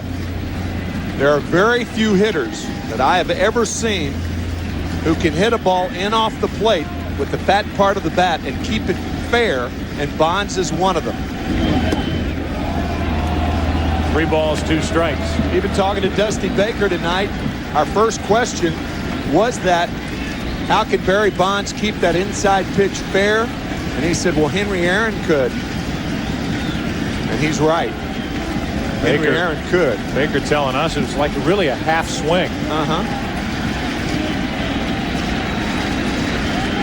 3-2 pitch. Martinez still fighting to get on base. It's a combination of a hitter. And that's why Barry Bonds is 4th on that list behind his godfather, Mays. Aaron, Ruth, Mays, and Bonds. But he could bring the bat in and still have the barrel of the bat to make that half swing, and is so strong. We're going to have another look at that and try to break down that swing after Tino does whatever he's going to do. And the answer is hit a 2-hopper to JT Snow.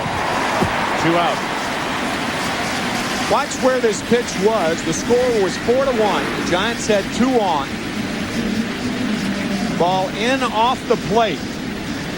Noticed how Bonds brought the hands in, hit it with the barrel of the bat, and kept the ball fair. There was no hook in it. Mike Schmidt could do that occasionally. One more look. Watch the hands come down. And the contact made with the fat part of the bat. Contact, lift, and power. Very few have had those 3 combinations better than Barry Bonds. And the result? If that was a half swing, move your kayaks back for the full swing. And a kiss for Nikolai as Bonds made it 4-4, and then the guy at the plate right now made it 5-4. Moments later, leading off the 6th, Eli Marrero. 0 for 2 tonight. Good pitch. 0-2 from Livan Hernandez. Slider right on the corner.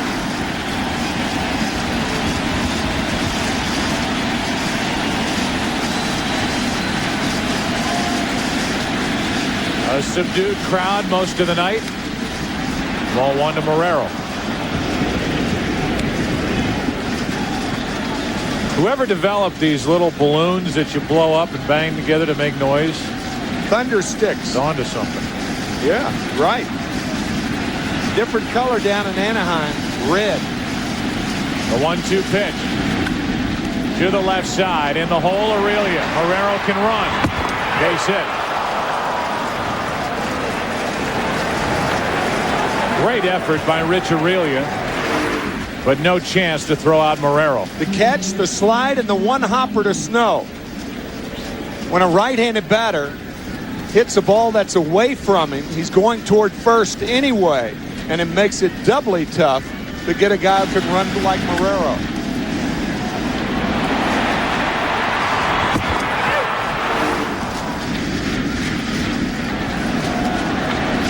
So now the all of a sudden dangerous Mike Matheny is at the plate.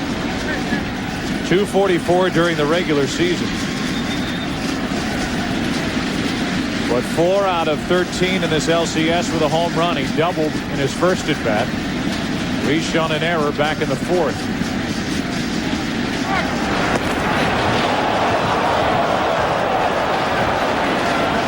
What is the most memorable moment in Major League Baseball history? Tune in to the pregame show prior to Game 4 of the World Series to see the winner of the MasterCard Presents Major League Baseball's most memorable moment. Live on Fox, 8 Eastern on Wednesday, October 23rd. You don't know if Tony La Russa will do it right now, but this is a running situation. Marrero stole 14 during the season. Another hit for Matheny. Into right center field, and Marrero will turn and go to third. It's first and third with 2 out for Andy Benes.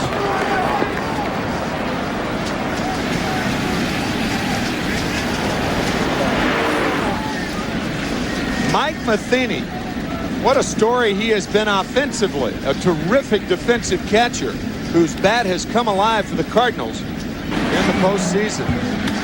Marrero makes it easily to third. Benes has pitched so well, there's no way that Tony La Russa could take him out of the game.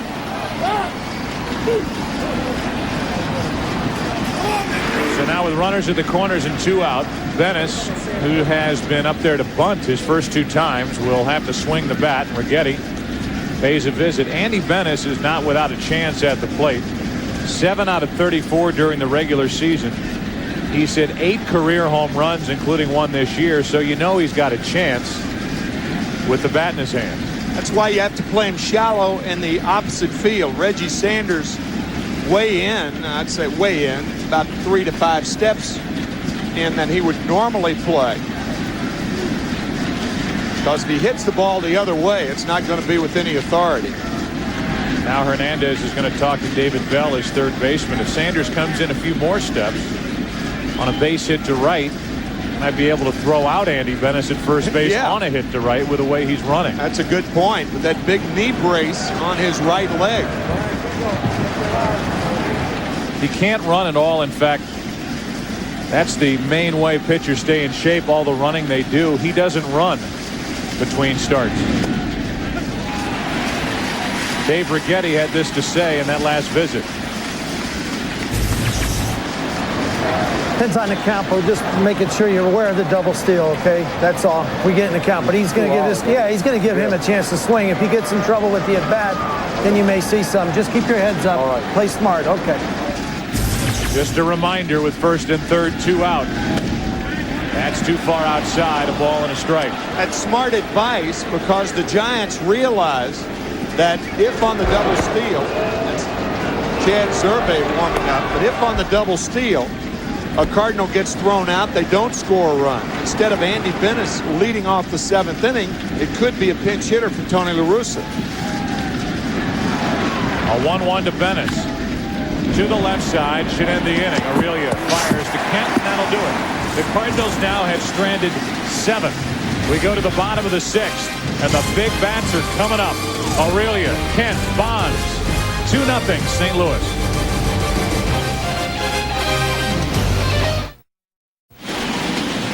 Here's a big chance for the Giants to get at Andy Benes. It's to the bottom of the 6th inning, and Benes will deal with the 2, 3, and 4 hitters, Aurelia, Kent, and Bonds. Giants leading this series 2-1. The Cardinals leading Game 4 2-0. Joe Buck, Tim McCarver, Michael Weissman, Bill Webb. Many others here in San Francisco to bring you Game 4.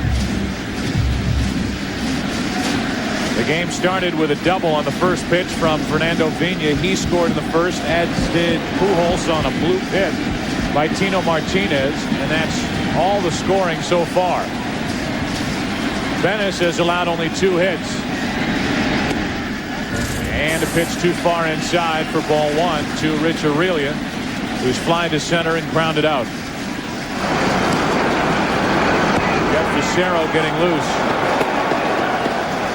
for the Cardinals out in their bullpen. 2-0. Barry Bonds 2 hitters away. Giants trail by 2. If either Aurelia or Kent or both get on, you could see Fassero. 2 balls and a strike. Only 72 pitches from Andy Venice, who has walked 2, struck out 4, and allowed no runs on 2 hits.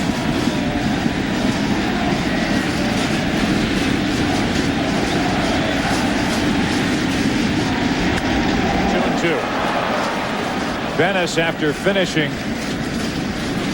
the second half of the season with the best ERA in the National League, made the Game 3 start in the division series against Arizona, lasted only 4 2/3 innings. Cardinals won the game 6-3 to move to the NLCS.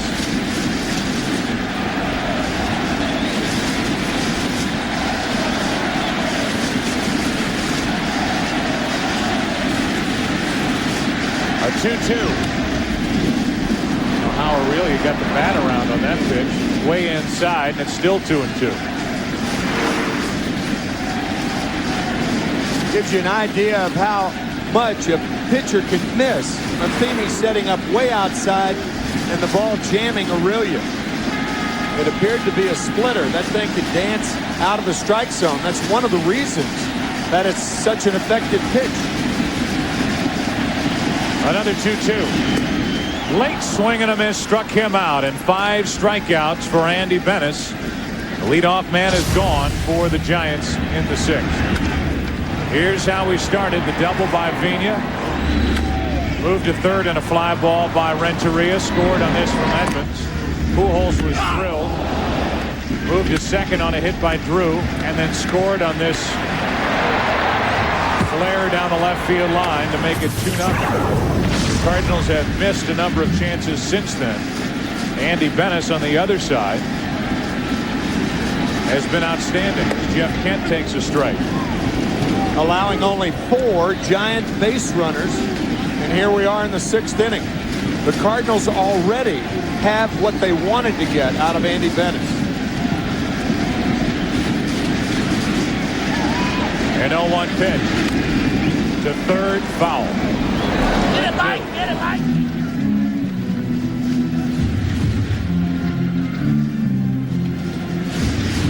Dave Duncan, the former Oakland Athletic catcher, played across the bay from 68 to 72. And he has been by the side of Tony La Russa. Continues to be, and Venice misses low. They say the strong suit of Dave Duncan is taking a veteran starter like an Andy Venice, like Woody Williams, like Chuck Finley, redirecting some things, changing some things to get more out of them. And that's been his recent history with the Cardinals.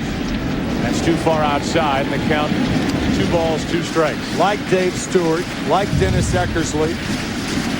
Dennis Eckersley, who went from a starter to a short reliever in one of the great careers in Major League Baseball history. Here's a 2-2. Full count with Bonds on deck.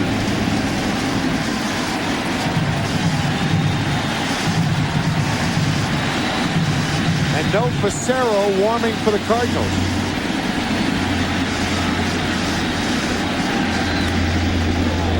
In on the hands of Kent. And again, Andy Venice working the inside part of the plate. Here, there, and everywhere. Jeff Fassero was warming, and then he sat down. So even if Kent gets on, Tony La Russa will allow Bennis to pitch to Bonds. And Bonds would represent the tying run in that scenario.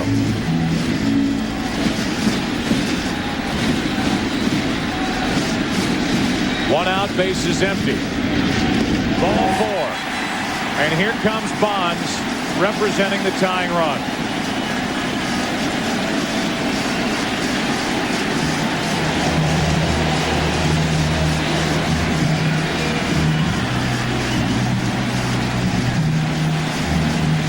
Back to the phone for Dave Duncan.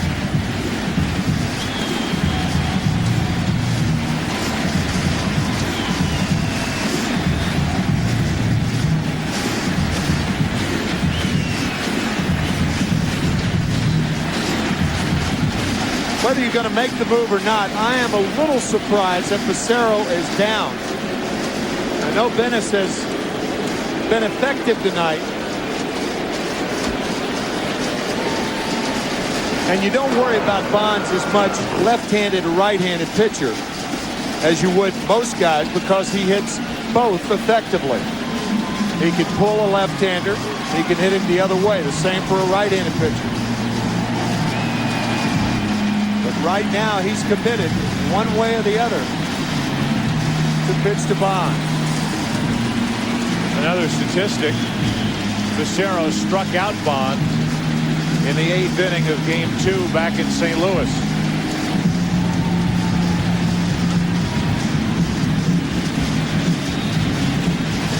Well, here's the matchup the Giants won. Bonds with a chance to tie it with one swing, as he did in the 5th inning of yesterday's game.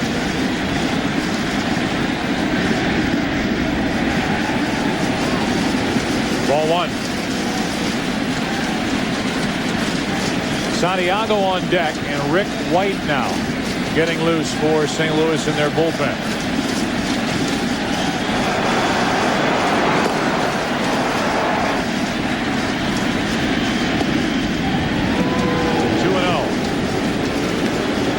Taking all the way. Yeah, I was going to say the same thing. He gave up on that pitch, it looked like, before Bennis let it go. He did.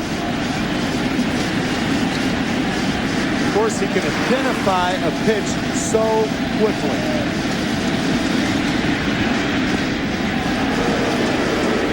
Now it's 3-0.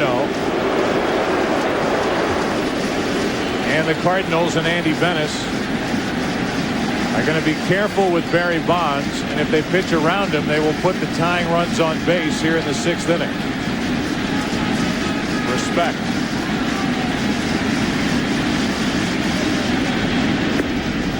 Two on with one out. Back-to-back walks. Kent, unintentional. Bonds was the intentional, unintentional walk, especially after Bennis fell behind with ball 1. I guess that's what Tony La Russa was thinking. Chicken dance. Chicken dance. Foul balls? Well, you can call it being chicken, being afraid of Barry Bonds. Some would call it smart baseball. And Tony La Russa is going to go right to his bullpen as Andy Bennis has given St. Louis 5 1/3 inning.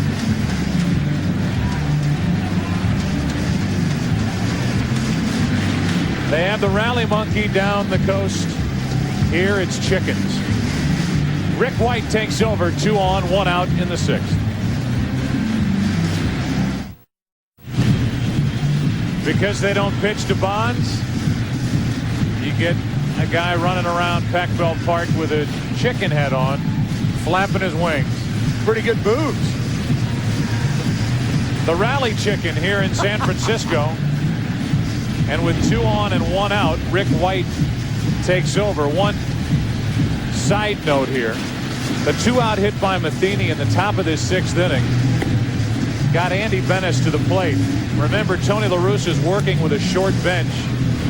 So now that the pitcher spot has been cleared, La Russa doesn't have to worry about going to the bullpen, making double switches, and using one of his few bench players he has. And Rick White is the first out of the pen tonight.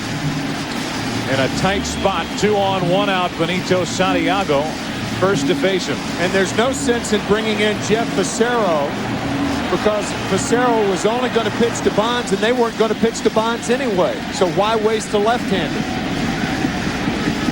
A walk to Kent, a walk to Bonds, pitching change, and here's Santiago. The Giants, with only 2 hits tonight, trail 2-0.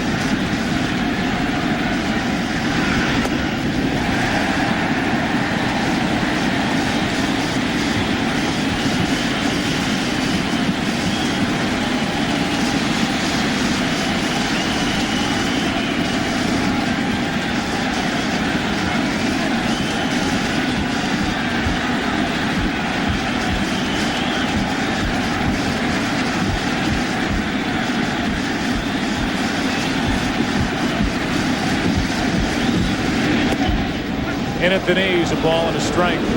Santiago may have thought it was low. That ball was high enough. The Giants have turned 2 double plays tonight. The Cardinals looking for one, and the Giants looking for a key hit from Santiago.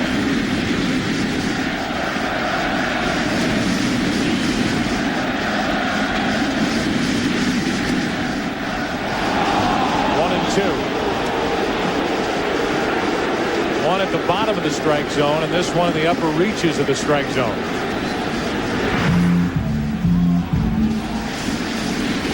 Well, I think if anything, that pitch could have been outside. I think the height was fine. Santiago looking mildly back at Jeff Kellogg.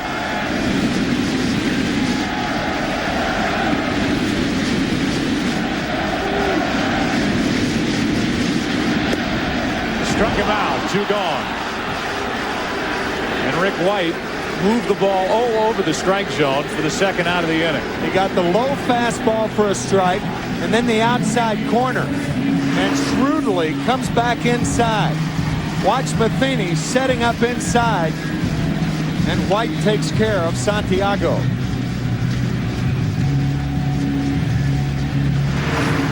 Venice cheerleading in the dugout as JT Snow stands in.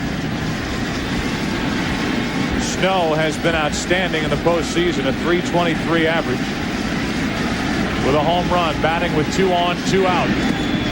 Blocked by Matheny. Ball 1.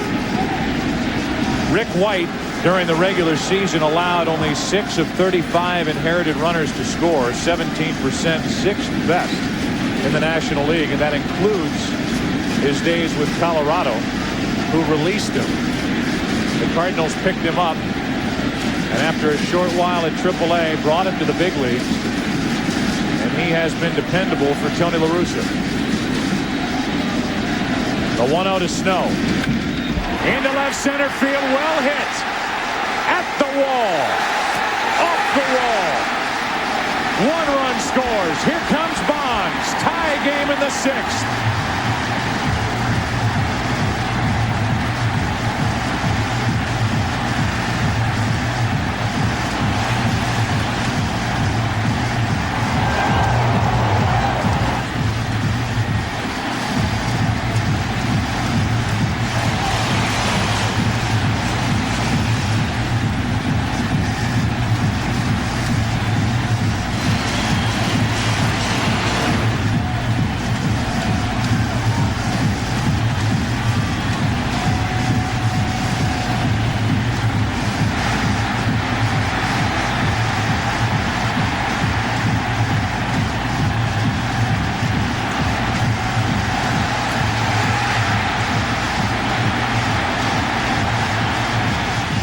From giving the Giants the lead.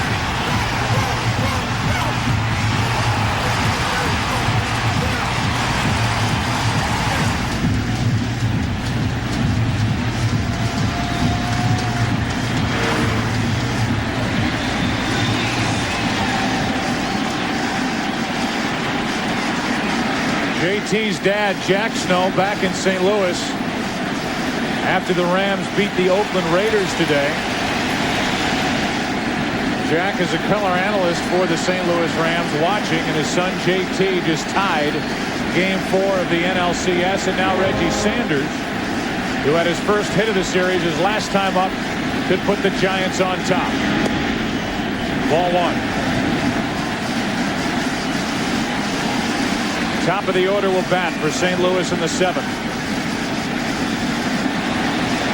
The runs are charged to Bennis. No decision tonight for Andy Bennis.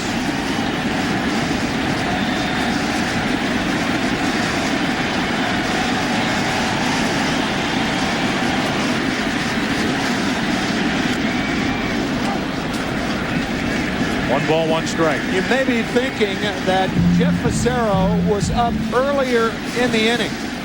If that's the case, and he was almost ready, then why wasn't he brought in to pitch to JT Snow? I think the answer to that is the strikeout of Santiago.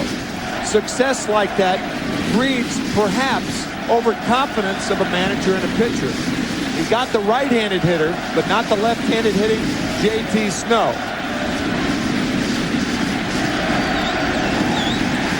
2 balls and a strike on Sanders with David Bell on deck. Coupled with the fact that you're only in the 6th inning. So do you want a pitcher to pitch to one batter? If that's the case, my answer to that would be yes, because that's why the Cardinals have a 12-man bullpen, if not bullpen, pitching staff.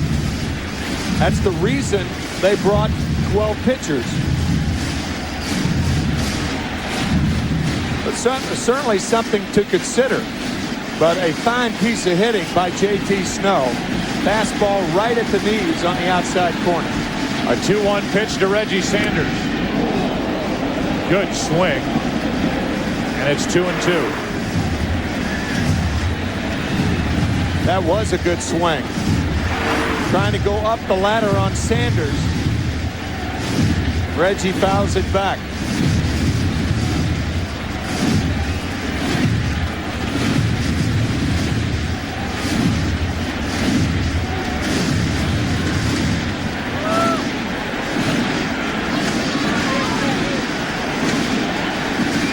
Trying to give the Giants the lead, Reggie Sanders. Full count.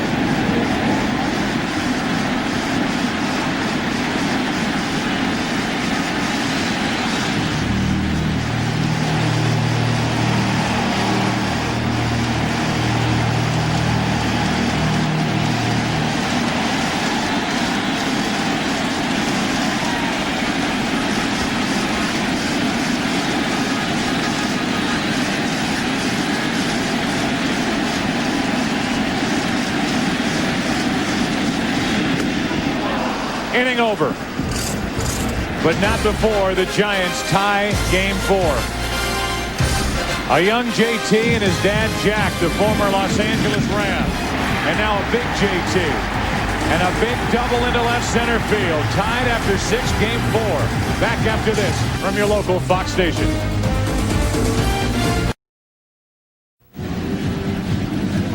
We move to the 7th inning in Game 4. Our game summary brought to you by Nissan. 2-2 the score. The Cardinals have out-hit the Giants 8-3. The last hit for San Francisco, the game-tying 2-out, 2-run double. The numbers for Andy Bennis and Livan Hernandez will continue at least to start this 7th inning. Felix Rodriguez is getting loose for the Giants in their bullpen. And I'm a bit surprised that Hernandez is back out there to start this 7th inning against Vina, Renteria, and Edmonds. I am too.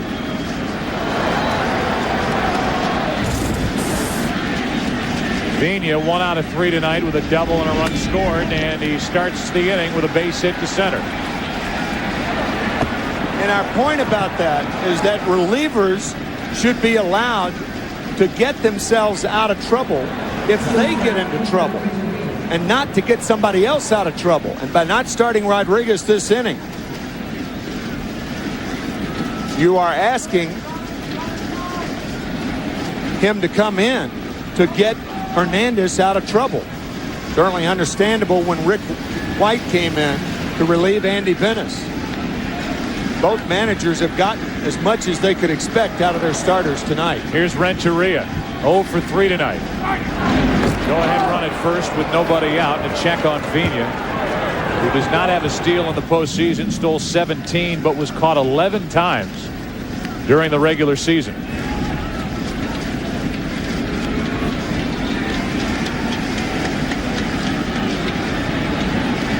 Hernandez fly to right 3 times tonight.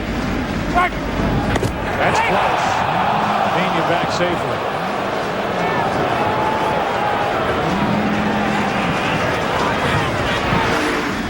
Very close at first base, but Vina back.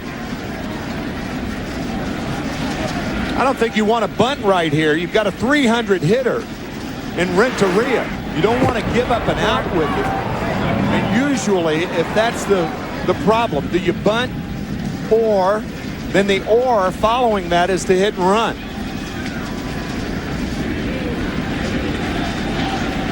My opinion is, if you're the Cardinals, you take your swings while Livan Hernandez is still on the mound. Yeah, I agree with that. A bunt instead, and it's perfect. Hernandez makes the play out at first. Sacrifice good, 1-3. And down to second is Vina carrying the go-ahead run. Our Sprint Virtual Manager question: should Dusty Baker pull Livan Hernandez? So far, no signs of Dusty. Even with Felix Rodriguez, the hard-throwing right-hander, ready to go in the bullpen. And now, here comes Baker. A hit, a bunt. Edmonds and Pujols will have their tries at trying to put the Cardinals back on top. So Dusty Baker stayed with Livan Hernandez to start this 7th inning. And with a pitcher's spot due up second in the bottom of the inning, Baker will make a double switch. We'll take a break, come back. Here's your answer, as Shinjo will take over in the double switch. Your answer was yes. Dusty Baker agrees with you. Gone is Hernandez. Rodriguez coming in.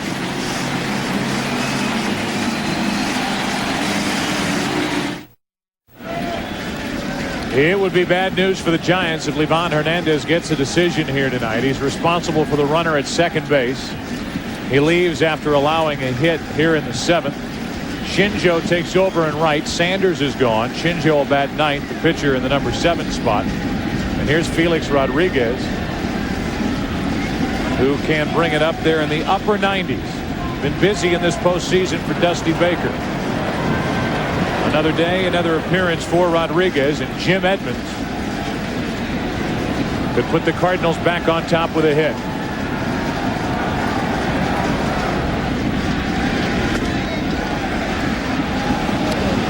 Joe, we talked about it at the beginning of this inning. Both of us agreeing that Livan Hernandez should not have started the inning. And one pitch, boom, Vina's on. And now the bunt brings in Felix Rodriguez. But to me, Rodriguez has got to start the inning, and I think you feel that way too. Rodriguez struck out Edmonds yesterday in the 7th inning when Felix pitched a perfect frame. Go ahead run at second, 1 out. Edmonds taking all the way. It's 2-0. I think what Dusty wanted, since the pitcher's spot was due up second, he wanted Hernandez to dance through another inning, and he had pitched very well. And then pinch hit for him in the bottom of the 7th inning. That was in a perfect world. Now the Giants in trouble. Well, they challenge Edmonds. Yes, you can see the look on Dave Righetti after the 2-0 pick. Righetti looked like, what are you guys doing out there? Because the first 2 pitches were way outside. It looked like they were working around Edmonds. Now Rodriguez gets it back into the strike zone, and it's 2-1. First base is open. Albert Pujols, number 2 in the National League in RBIs this season, waits on deck. Scott Air getting loose for the Giants. It's 3-1. Game 5 is tomorrow night.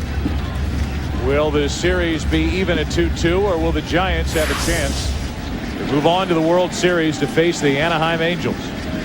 8 Eastern, 5 Pacific here on Fox. What does Edmonds get on 3-1 from Felix Rodriguez?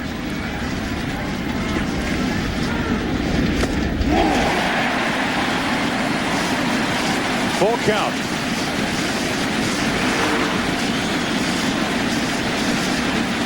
Yeah, we said yesterday, nothing fancy from Rodriguez. Everything's the same speed. It's a matter of where it is. That pitch could have been ball 4, but Edmonds a good high ball hitter.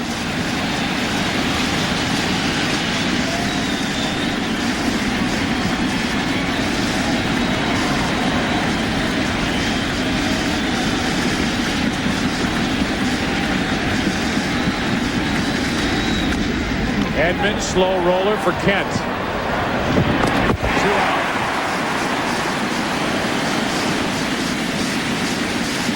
The runner in third with Pujols coming up.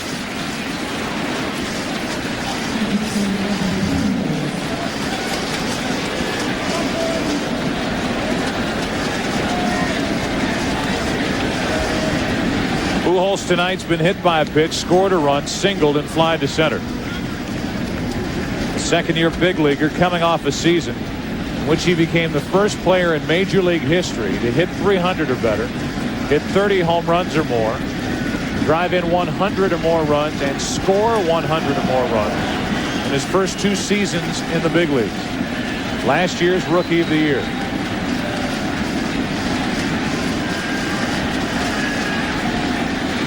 Go-ahead run at third with 2 out.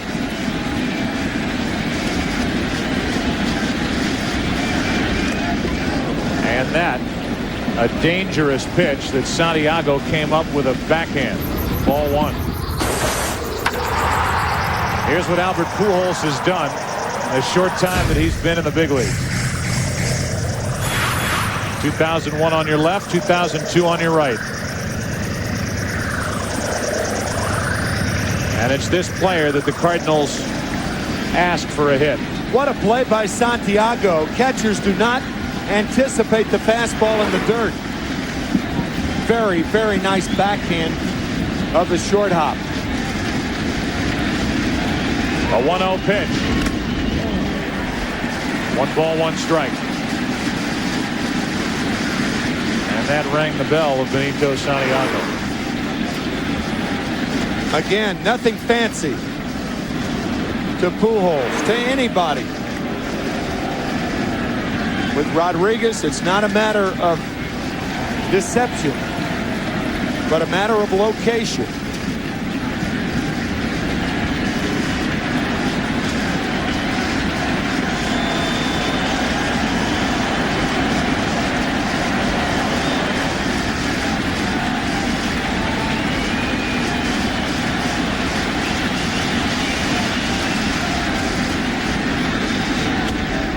Strike 2.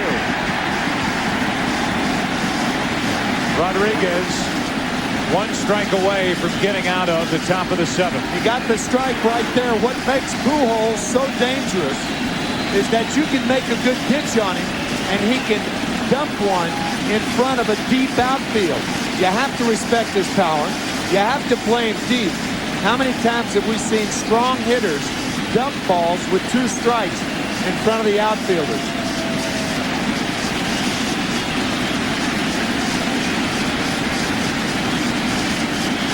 Runner at third, 2 out. 7th inning tie game. 2-2.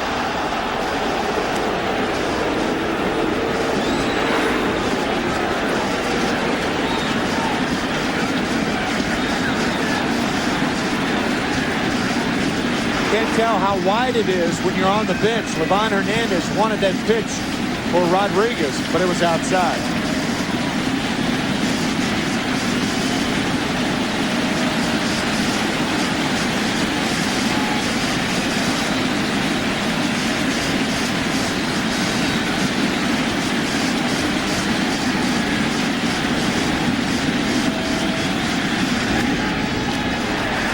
Easy into right center. Shinjo just into the game. Rodriguez out of the inning.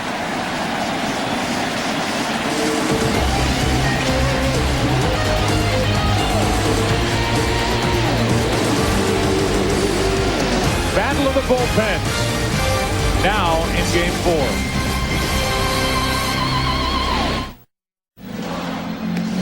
The League Championship Series on Fox is brought to you by Old Navy's Painter's Pants, the Handyman's Classic.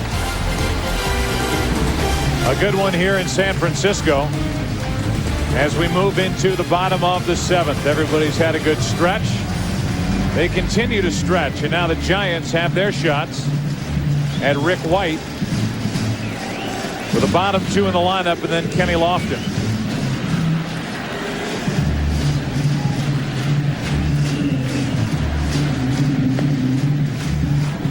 Rick White took over last inning, struck out Santiago, but gave up a 2-out 2-run double to JT Snow, which tied this game. What the Cardinals hope to do tonight is tie this series, while the Giants try to take a commanding 3-1 lead. That's what's hanging in the balance.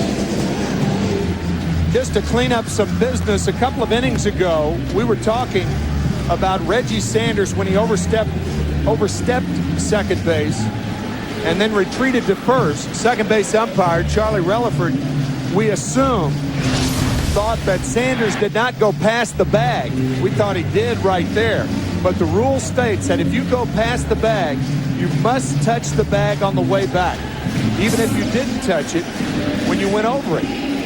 Steve Palermo, the Major League supervisor, told us that, and that by no way judging Charlie Relaford's call, because obviously Charlie Relaford thought that Sanders did not go past the bag. Palermo was presented with a hypothetical situation and answered the question. And that was his answer as David Bell stands in to start the bottom of the 7th inning with Shinjo to follow. And then Kenny Lofton. Rick White is on the mound, and nobody is loosening for the Cardinals in their bullpen.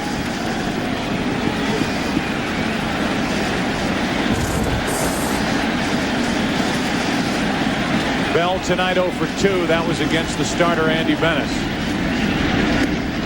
And a breaking ball in for strike 1.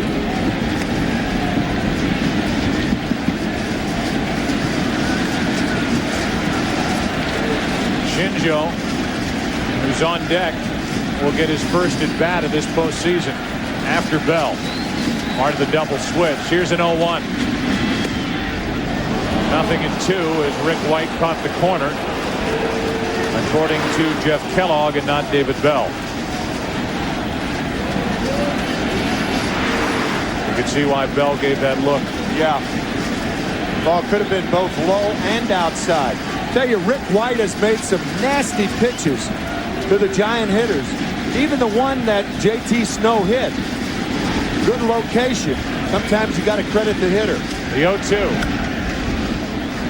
92 miles an hour from White. Up and in on Bell. Including the postseason, 24 games with the Cardinals, an ERA of .70. And opponents hitting .156 against them.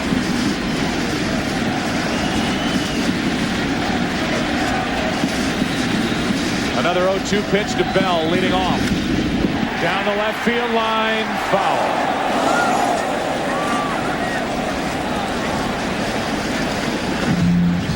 A couple of innings ago, we talked about Barry Bonds keeping a pitch like that, a similar pitch, fair. Not many major league hitters could do it. This ball really not in off the plate, but middle in. Even there, David could not keep it fair. And another 0-2 pitch. Ball 1. Bonds in this game has singled, grounded out, walked. Here's the swing you were talking about with Barry yesterday in the 5th. Able to keep it fair and put it out into McCovey Cove to tie the game.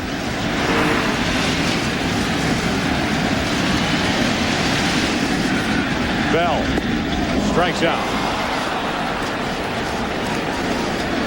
White has picked up 3 outs since taking over for Benes last inning, all 3 on strikeouts. Faced 4 hitters, an RBI double, and 3 strikeouts as David Bell takes the high slider.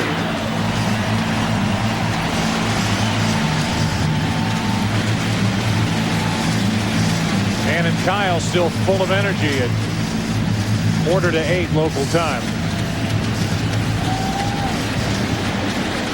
Shinjo started this season as the everyday center fielder for the Giants. He has seen one pitch this postseason. He's 0 for 1. The Giants went out and got Kenny Lofton to replace Shinjo, who had a disappointing year with the Giants, the former New York Met. Now with 2 out, and nobody on, here's Lofton, who is 0 for 3 tonight and 0 for his last 14 since that little incident back in Game 1 in St. Louis. Darren Baker is also full of energy at 7:45 local time.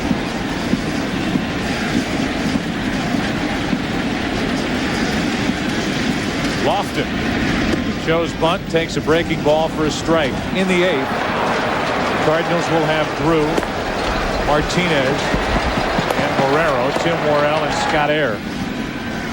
A good left-right combination for Dusty Baker getting loose.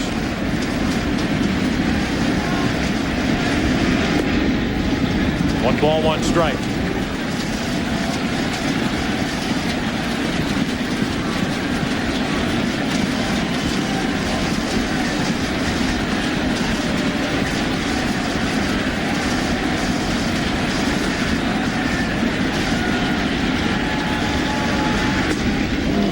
Way too late with that swing. Strike 2. Just blows the high fastball by Lofton.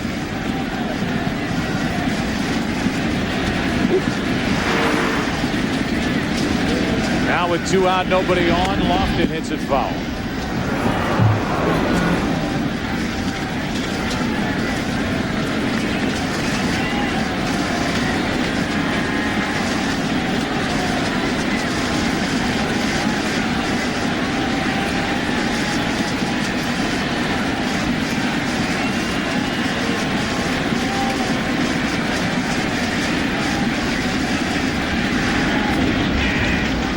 Slicing toward the seats. Stays in play, but Renteria can't get there.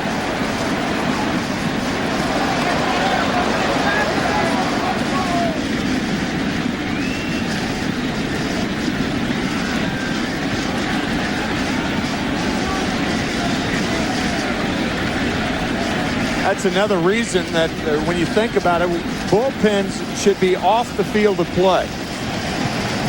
A play like that's so difficult when a shortstop and a third baseman converge. The bullpen catchers have to move around. The pitchers warming up have to move around. A lot of folks down there. Right at Tino Martinez. And Lofton becomes the final out of the 7th inning. Good one in Game 4. We move to the 8th.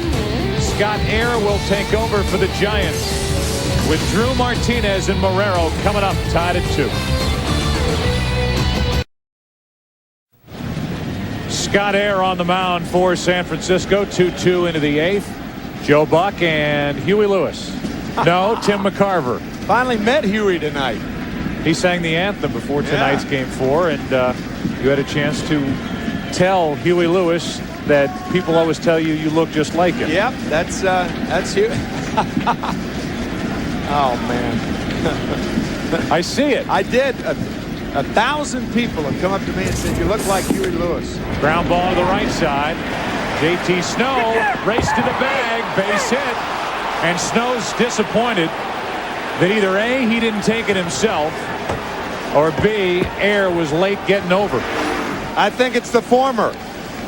JT backhands it, and now it's up to Air to get over, and Drew wins the race. Left-handed pitchers are different when they cover first base. When they finish their windup, they go toward third. That one step can be the difference, and this time it was. See the left step? He stumbled just a bit, but when that left foot goes over, and that is the key right there. Give Drew credit for busting it down the first base line and beating the play. I was going to say at the start of the inning, here's a spot where having a shorter bench could affect how Tony La Russa manages here in the 8th inning with a left-hander on the mound. Tony La Russa stays with J.D. Drew and now stays with Tino Martinez, despite having Cairo, DeFelice, and Eduardo Perez as right-handed pinch hitters available on his bench. Because it is a 2-2 game in the 8th inning. Who knows how long Game 4 will last tonight. Cardinals have their leadoff man on, and Tino Martinez. A rare bunt. Throw to second is in time. 1 out. David Bell to Rich Aurelia. What a great play by both Bell and Aurelia. The off-balance throw by Bell. Not really sure Martinez is going to bunt. Off balance, and watch the short hop. Aurelia, even though he's a shortstop, acting like a first baseman there. Fine play to get Drew.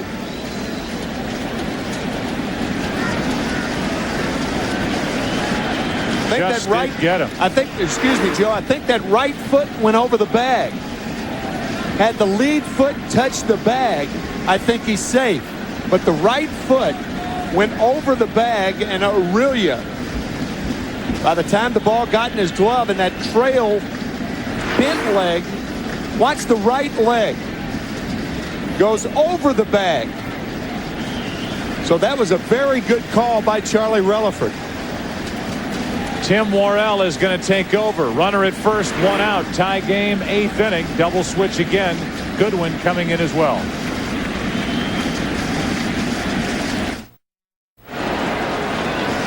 Rich Aurelia stretching at the second base bag for the first out of this 8th inning. Remember, that's a forced play, obviously. That foot going over the bag, and the Giants get the out.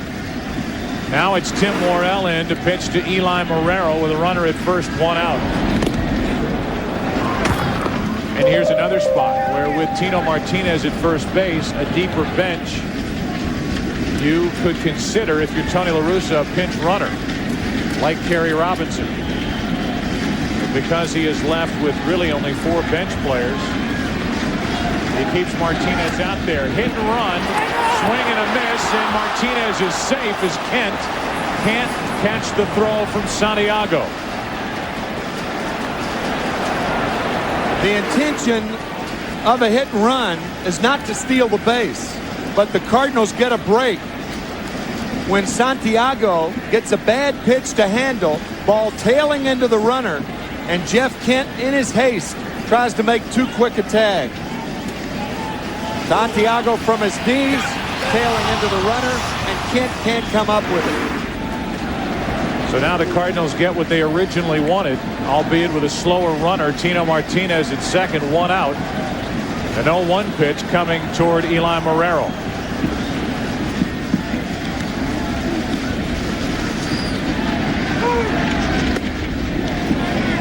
One ball, 1 strike.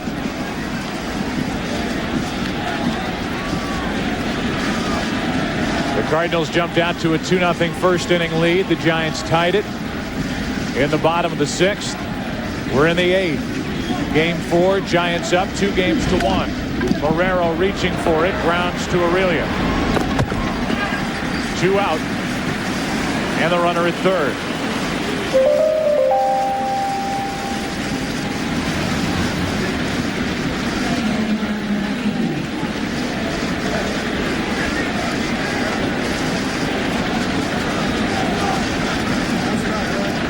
So Marrero grounds out, and the Cardinals ask for the 3rd hit of the night from Mike Matheny as Tino Martinez goes sailing into third base with 2 out.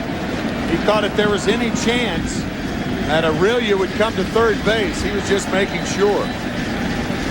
Matheny doubled in the 2nd, reached on an error in the 4th, and singled in the 6th.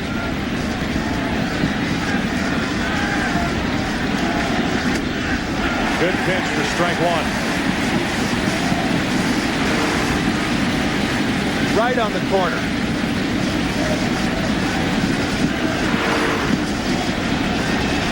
Feeney only 1 RBI in this LCS. It came on a home run yesterday.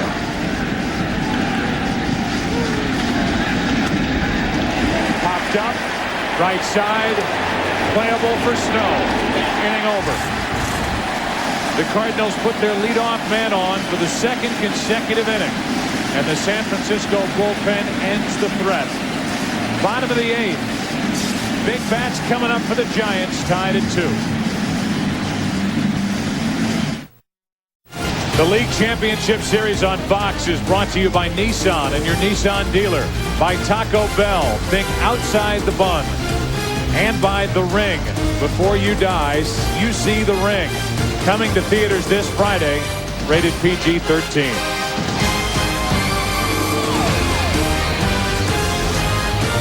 Fireworks at the end of Fleet Week. And the Giants talking about it in their dugout as we prepare for the bottom of the 8th inning. A 2-2 score in Game 4 with the Giants up 2-1. Rick White took over in the 6th. Had a 1-2-3 7th and will work at least to start the bottom of the 8th. What is the most memorable moment in Major League Baseball history? Tune into the pregame show prior to Game 4 of the World Series to see the winner of the MasterCard Presents Major League Baseball's most memorable moment. Live on Fox 8 Eastern on Wednesday, October 23rd. Joe, I think what Dusty Baker was talking to Jeff Kent about, usually when a manager does that or a hitting coach, talking about that tailing fastball from Rick White. Everybody but JT Snow has had problems with it. In the 1 2/3 he's worked. Aurelia will try to get it started. 0 for 3 tonight. 2-2 the score, 8th inning. Ball 1.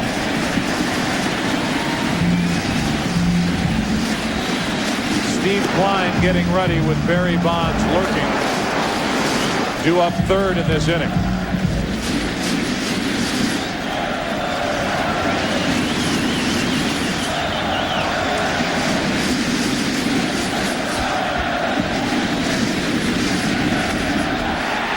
Into center field. Jim Edmonds to his right. 1 out.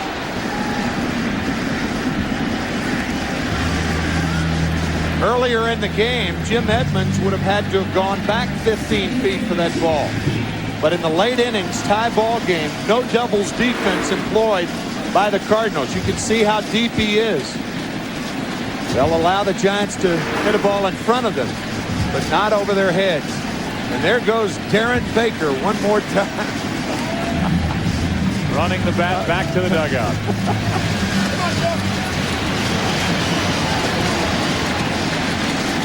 Jeff Kent with the bases empty, 1 out. Kent still looking for his first home run of this postseason. Ball 1.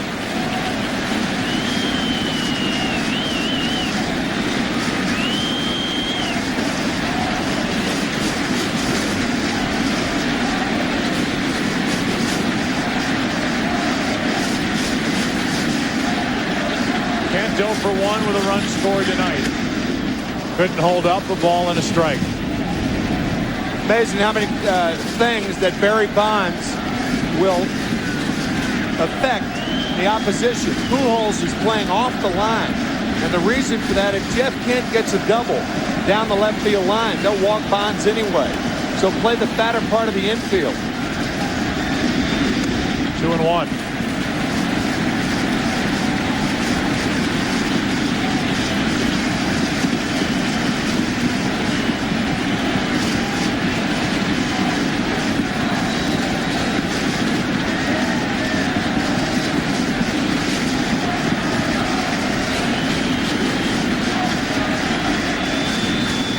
One out, bases empty, 8th inning, tie game.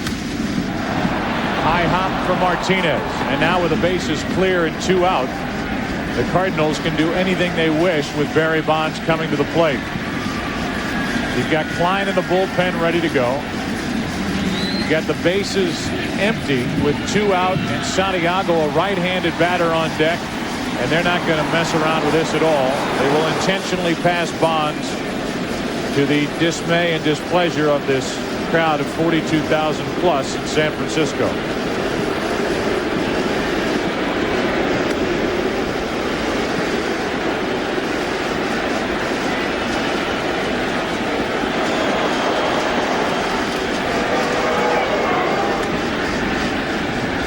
Tony La Russa asked about how the Cardinals would approach pitching to Barry Bonds at the start of this series, the same way Bobby Cox was with the Atlanta Braves.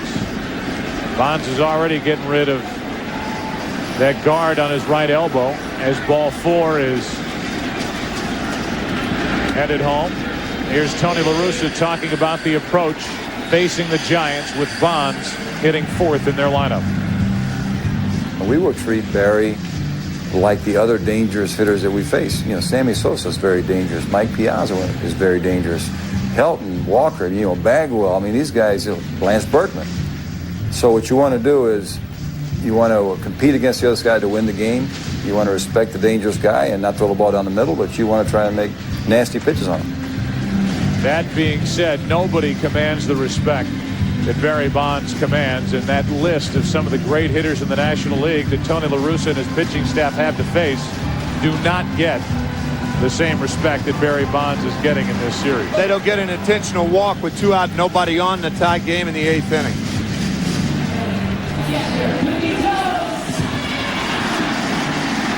And now with 1 on, 2 out, Benito Santiago could burn the Cardinals with the intentional walk to Barry Bonds, but you know what the quote will be after the game if Santiago gets the big hit. If Santiago beats you, you tip your cap. If Barry Bonds, you let him beat you, then you've made a mistake and you have to answer many more questions. It's all on Santiago, as it has been much of the second half of this season for the Giants. To 3rd and foul, strike 1. Now Pujols is on the line for Benito Santiago. Back in 1969, when Willie McCovey set the all-time record for most intentional walks during a season, Leo DeRocher of the Cubs walked him in the 9th inning of a tie game, leading off an inning.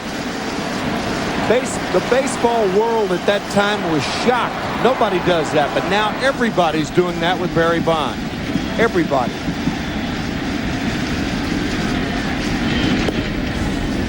Remember, Bonds can still run.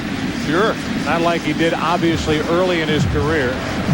He did steal 9 bases during the regular season. He's been moving around well, bothered by a hamstring pull during the regular season. But he is healthy. And even with his outfield playing deep, if Santiago can get the ball into the corner or to the wall, Bonds can circle the bases.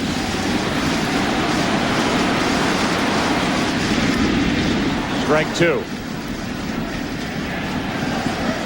The Cardinals in the top of the 9th inning will have the 9, 1, and 2 hitters.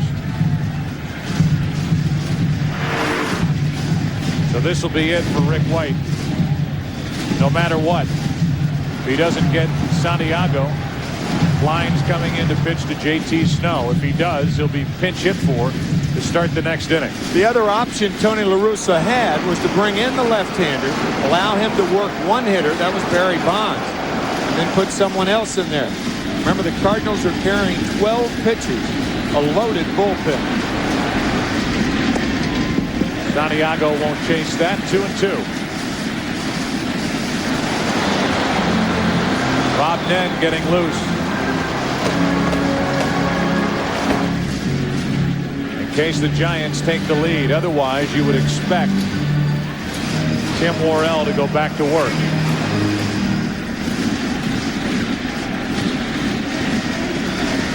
Two balls, 2 strikes, 2-2 the score. Bottom of the 8th, game 4. Go ahead run at first with 2 out, and Santiago hops out of there. Getting something out of his eye.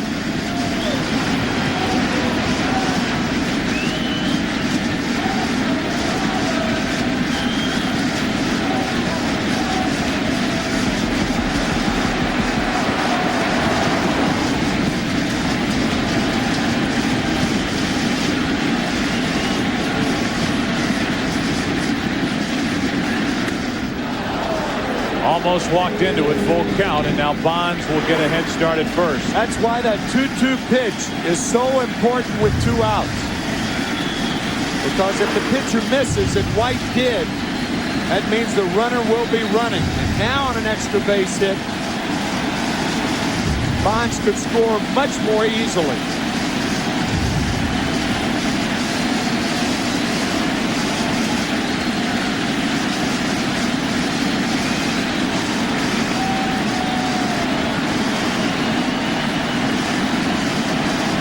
Three-two pitch. Driven into left field. Back at the track, at the wall. Santiago goes deep. 4-2 San Francisco.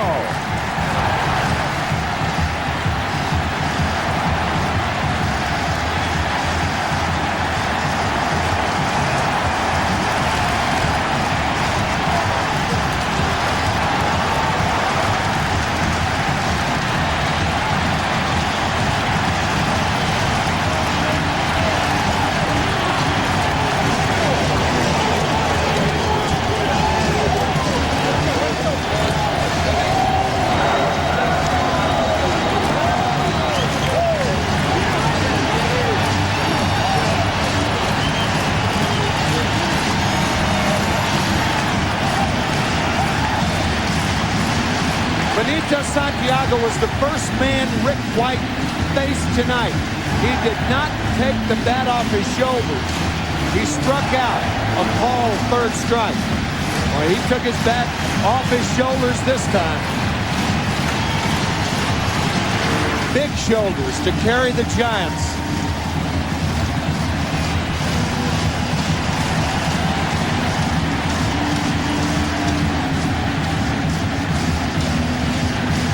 Benito Santiago, 37 years old, and as valuable to this Giants team as anyone not named Bonds. The Cardinals walk Barry Bonds, and Benito Santiago says, gotcha.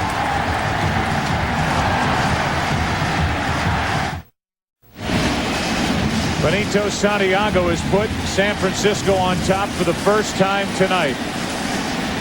The 5 and 6 hitters behind the cleanup man Bonds have done the damage. Snow, the 2-out, 2-run double in the 6th. And Santiago, the 2-run home run with 2 out in the 8th. JT Snow at the plate with the bases empty, 2 out, facing Steve Klein as Kerry Robinson took over in left field in the double switch. And Klein is the 3rd pitcher of the night for St. Louis. 2 balls and a strike.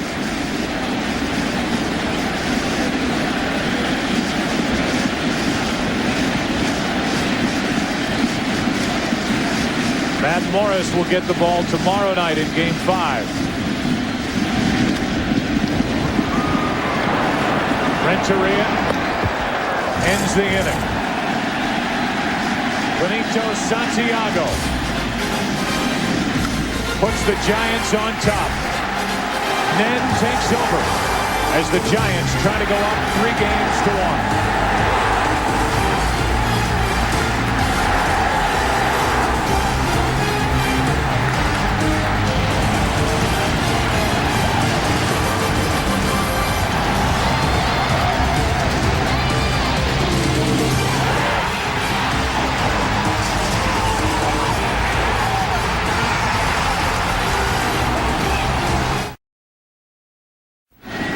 The Saturn light ship up above to bring you aerial coverage of this evening's game. That unique look from high above down below. This place is shaking as Rob Nen takes over, and Kerry Robinson strike 1. First at bat for Robinson, who took over in the double switch. And the numbers for Nen in this postseason, 4 for 4 in save chances. Trying to save it for Tim Worrell. Put the Giants up 3 games to 1. 0-2.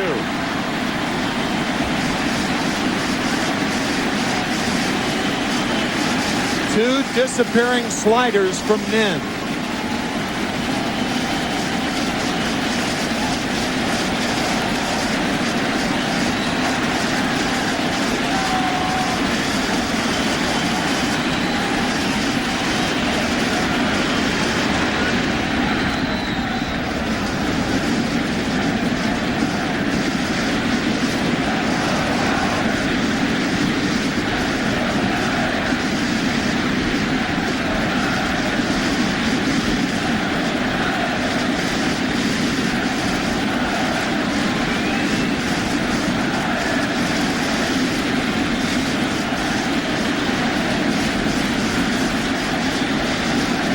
The 1-2 pitch. One out, but Robinson will scoot down to first base, and the Cardinals put their leadoff man on a strikeout. For the second day in a row, Benito Santiago has missed a third strike. He did it with Chuck Finley yesterday. Finley came around to score, and he does it here. Wicked slider that gets by Santiago, and Kerry Robinson goes to first.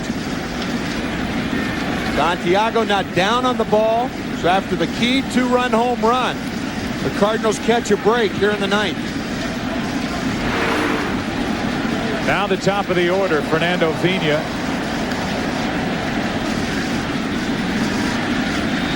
With Renteria to follow.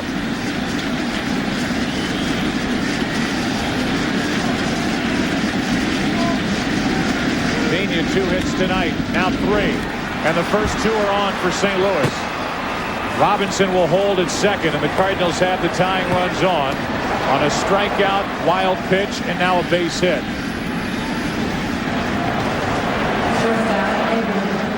Looking back over this game, subtly having Renteria bunt the last time up in the 7th inning, I think a mistake.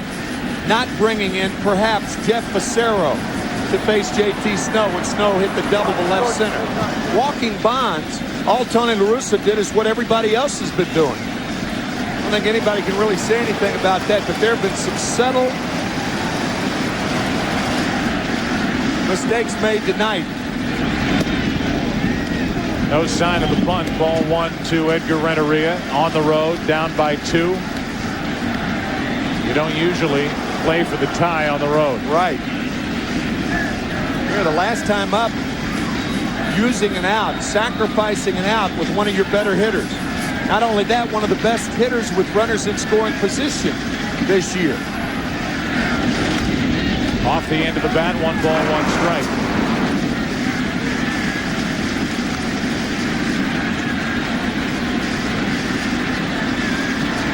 Edmonds on deck. If it takes Jason Isringhausen longer now than it ever has to get loose, with 2 on and home run type hitters coming to the plate, realize that Isringhausen is not warming up in the bullpen for St. Louis. Told Tony La Russa before tonight's game that he felt okay after yesterday's save. Not great, but okay. Tying runs are on. Nobody out. Top of the 9th. Showing bunt and taking a ball on a pretty good pitch, and the count 2-1. I just totally don't agree with that. Had he fouled that ball off or missed it, then he's in the hole 1-2. The count's in his favor only because the slider was low.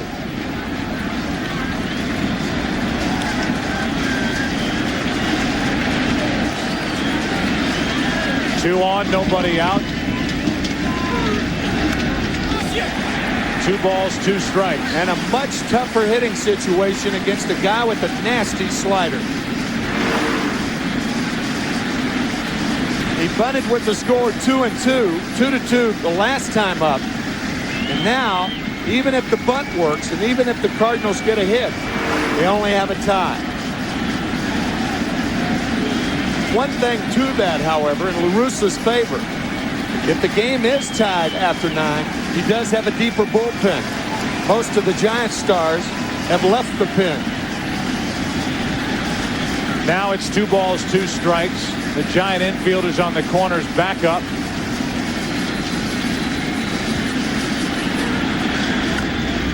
Might be 2. Not all that hard hit, and like a bunt, Renteria advances the runners to second and third on a slowly hit ground ball to short.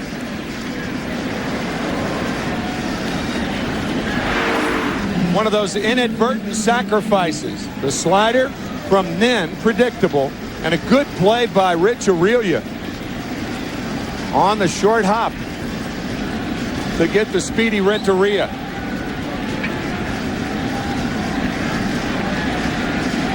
Rob Nen blew 8 saves during the regular season, was 43 of 51. That was tied for third most in the major leagues. Given a 2-run lead here in the 9th inning tonight. A strikeout, wild pitch, a base hit, now a ground out. Second and third, 1 out for Edmonds. Hit on the hand, strike 1. If Rob blows this save, it will be a battery blown save. Some of the blame, certainly. Some of the credit for the Giants being ahead with Santiago. Some of the blame for them being in trouble, Santiago. Edmonds drove home 83 runs during the regular season as an RBI tonight. 5 in the postseason.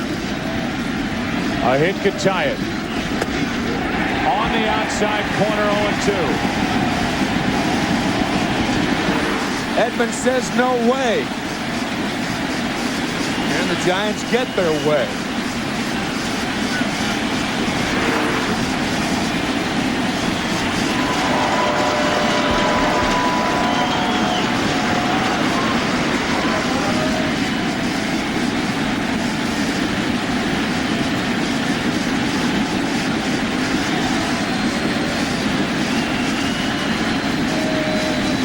Second and third, 1 out. 1 ball, 2 strikes on Edmonds.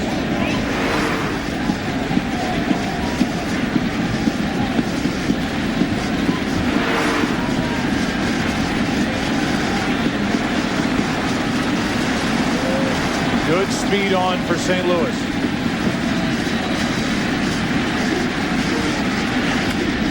Into right field, sinking line drive and a base hit. 1 run scores. Vina holds it third, and it's first and third. 1 out in a 4-3 game.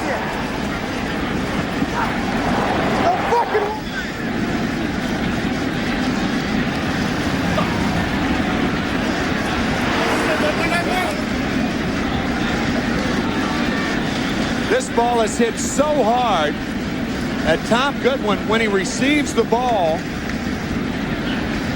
gets it back so quickly to hold Vina, a speedy runner, to third base. Dave Righetti out to talk to Rob Dinn, but certainly the Giants thinking about the double play right now with runners on at first and third and 1 out. Edmonds obviously upset that with that hit the game isn't tied, but Vina, the runner at second, had to hold to make sure that ball wasn't caught. Momentarily, right there.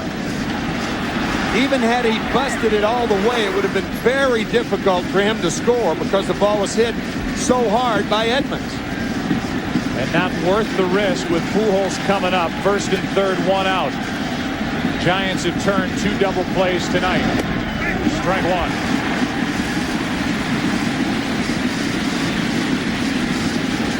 Only 2 RBIs in this series for Albert Pujols. And now Isringhausen starts to lose it.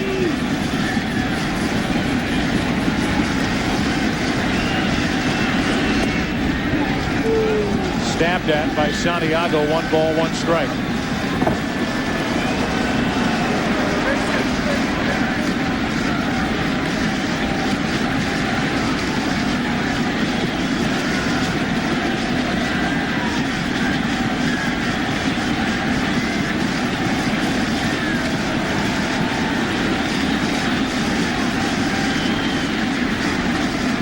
The 1-1.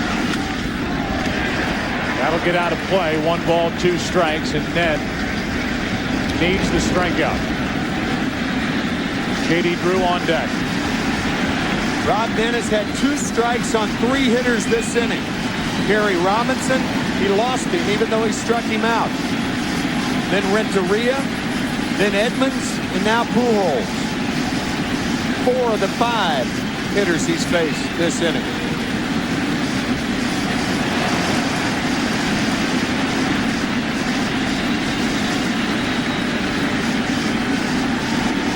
The 1-2 to Pujols.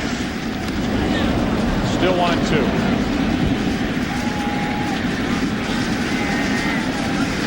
Pujols 0 for 3 in his career against Ned. Drew on deck is 0 for 2.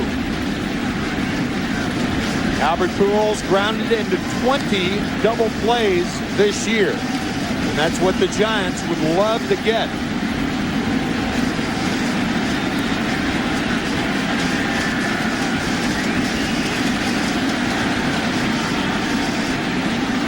The 1-2 to Pujols. 2 out.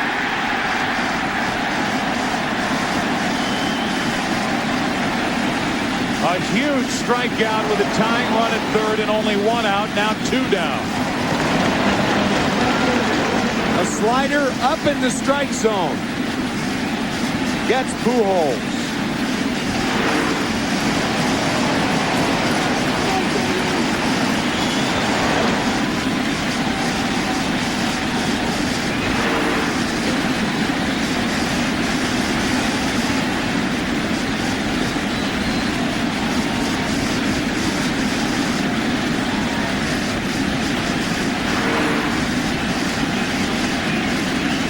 Now it's J.D. Drew. Runners at the corners, 2 out. Tying run 90 feet away. Ball 1. St. Louis with runners in scoring position in this game 2 out of 16. Man, in the series 3 out of 30. A chance for Drew. 1 ball, 1 strike.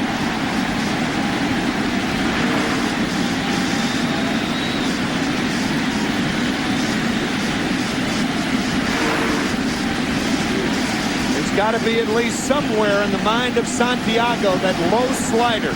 Wild pitch, this game's tied.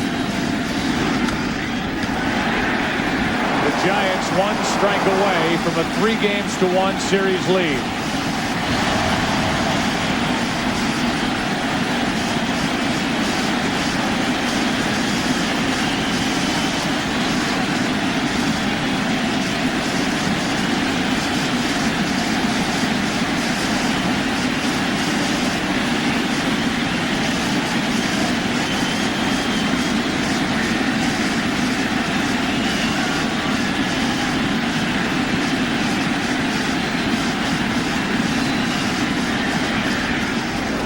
Pitch in the dirt, and Santiago able to keep it at the plate.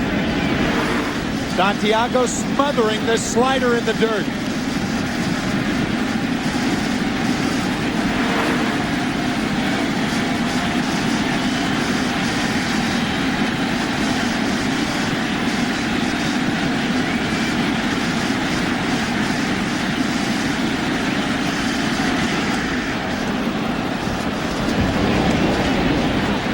Now it's a full count. Now the potential go-ahead run. Jim Edmonds will get a head start at first. And in case you're wondering, it's Tino Martinez waiting on deck.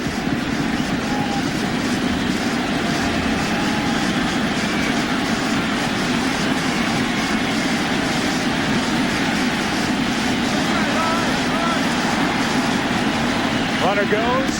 Game over.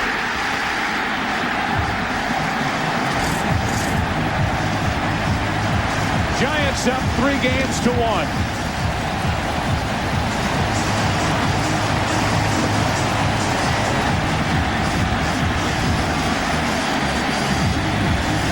What a compelling, dramatic ball game. Rob Nen with 3 strikeouts in the 9th inning in what was basically a 4-out 9th.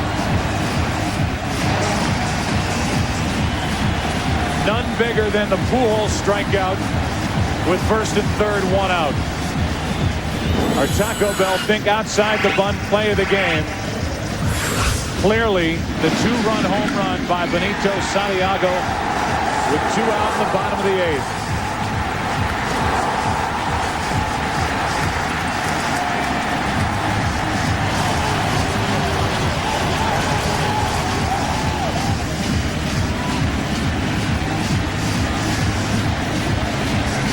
In the early 70s, Dusty Baker with the Braves was asked by his manager, Eddie Matthews, to hit behind Hank Aaron.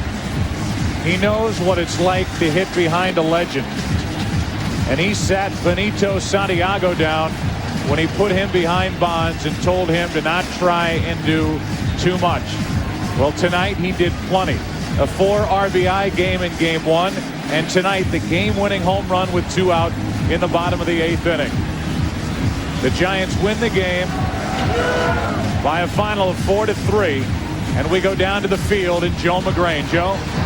All right, Joe, we're talking to Benito Santiago. Now, Benito, you hit the biggest home run, no doubt, in your career. 3-2 count, and you worked it all the way out. Tell me about the at-bat. Hey, you know what? I like to see these people rocking the house like that. I was looking for that type of pitch at holding tight at bat. I know he got me out before, and I was looking breaking ball, and I just tried to put the bottom play and look for in a half, and he put it right there. You still don't have that luxury 3-2 to still look for that pitch, though, do you?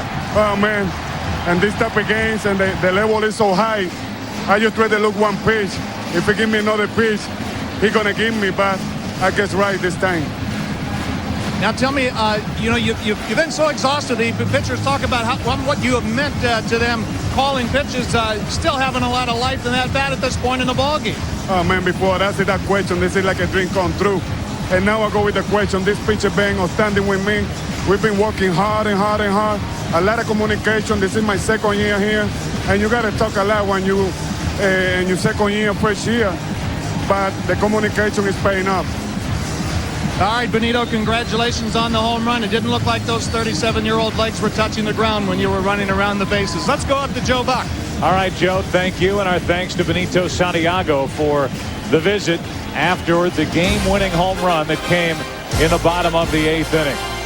Well, this was Game 4. What does Game 5 have in store for us tomorrow night?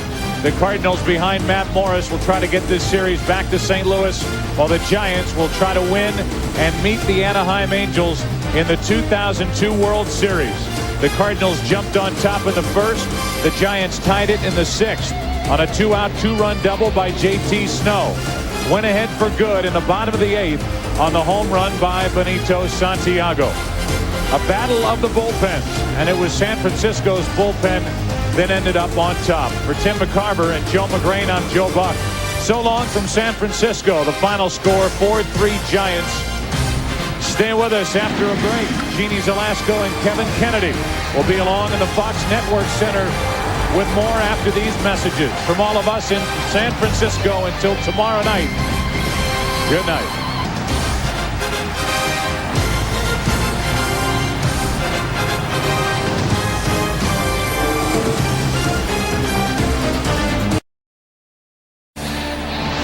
From the impossible to the improbable to the World Series, the shoe fit and the Angels are the Cinderella story.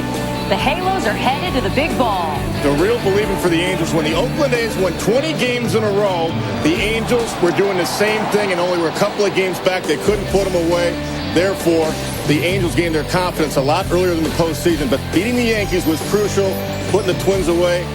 You got to believe this team can go all the way now. That's how good these guys are. Jeannie Zelasco along with Kevin Kennedy, and this team really appeared to come out of nowhere because most people in this country had not seen them because of the Pacific time zone. But the Angels really are their Cinderella story. Halfway to our World Series scene set. Halfway. As Darren Ernstad said, 4 more. We're almost there. They are in the finals right now. They go to the big dance. Incredible story. These Anaheim Angels starting out 6-14. Finishing the season 99 wins, best all time for the Angels. Now they go for the first time in the World Series. Big win tonight for the Giants, up 3-1. Why? You pitch around Barry Bonds, here's what happens. Benito Santiago, 3-2 count. Why are you going inside to Benito Santiago with a fastball out over the plate? Breaking ball, you got to trust this guy's a good hitter. 320 hitter in the 5 spot, hitting behind Bonds this year. 2 home runs, 11 RBIs in the postseason. Good move, I think, to walk Barry Bonds. Bad pitch selection, bad pitch location. Never get beat inside with a fastball late in the game. Remember what Sandy Koufax always said. And Cardinals, the team of destiny, now on the brink of elimination. Absolutely. The Cardinals got their big guy Morris going tomorrow. He's got to pitch much better, and he will tomorrow night against Kirk Reeder. This guy beat Randy Johnson early. Got a great curveball. He has his stuff to put the Giants away, but the Giants have the momentum right now. And you know the theme by the Bay. This one's for Barry. That's what they're saying. A few people. I'll tell you what. Barry Bonds has his sights set on his first ever World Series appearance, and it could happen tomorrow night on Fox. You don't want to miss an exciting NLCS Game 5, 8 p.m. Eastern. 5 p.m. Pacific on Fox. Of course, the monkey business in Anaheim, it paid off. Congratulations to Mike Absolutely. Scioscia and the Angels headed to the World Series. Who is next? Find out tomorrow night on Fox.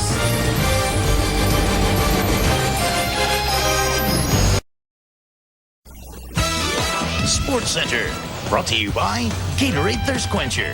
Gatorade, is it in you?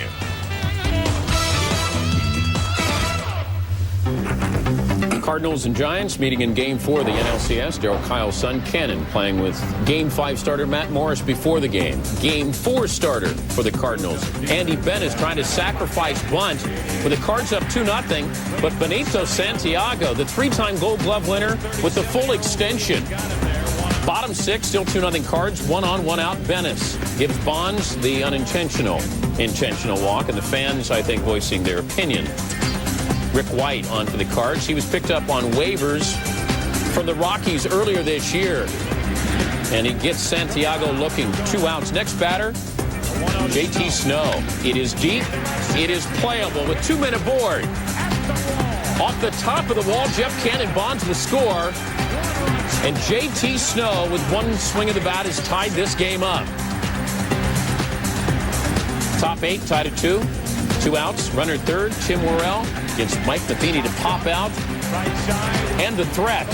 And we move to the bottom of the 8th. Cardinals just 2 for 17 with runners in scoring position. 2 outs.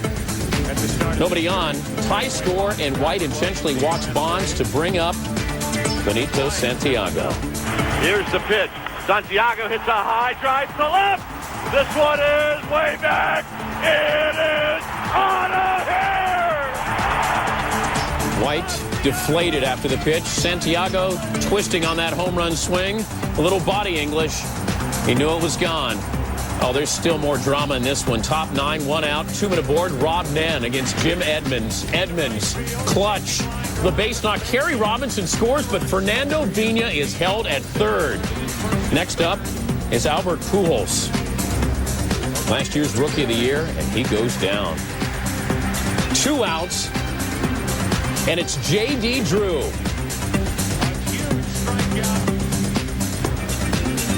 Can Rob Nen put the Giants up 3-1?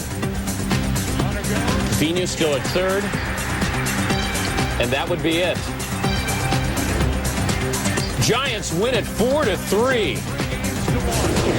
Bonds 1 for 2, 2 runs, 2 walks. He's batting .308, 10 runs, 13 walks in the postseason. Giants lead the series 3-1. Livan Hernandez, his teams are 8-0 lifetime in his postseason appearances. Giants 1 win away from their first World Series appearance since 1989. That year, Benito Santiago was playing with the Padres. He was the hero in Game 4. Dream come true. Dreams coming true, and the sooner I hit that ball, I know I hit it hard. And what I remember is the time before that, he struck me out with the same pitch. And this time I went 3-2, and I was looking for 8.5 and tried to put the good side of the bat in the ball. Been made such a big deal about Barry not getting pitches and being walked, and we have confidence from the guys in the middle and the bottom of the lineup that someone's going to come through and get a big hit. Santiago's 11 RBIs this postseason are second most by a catcher in a single postseason, along with Kid Carter, who had 11 for the Mets in '86. Sandy Alomar Jr. holds the mark with 19 for Cleveland 5 years ago.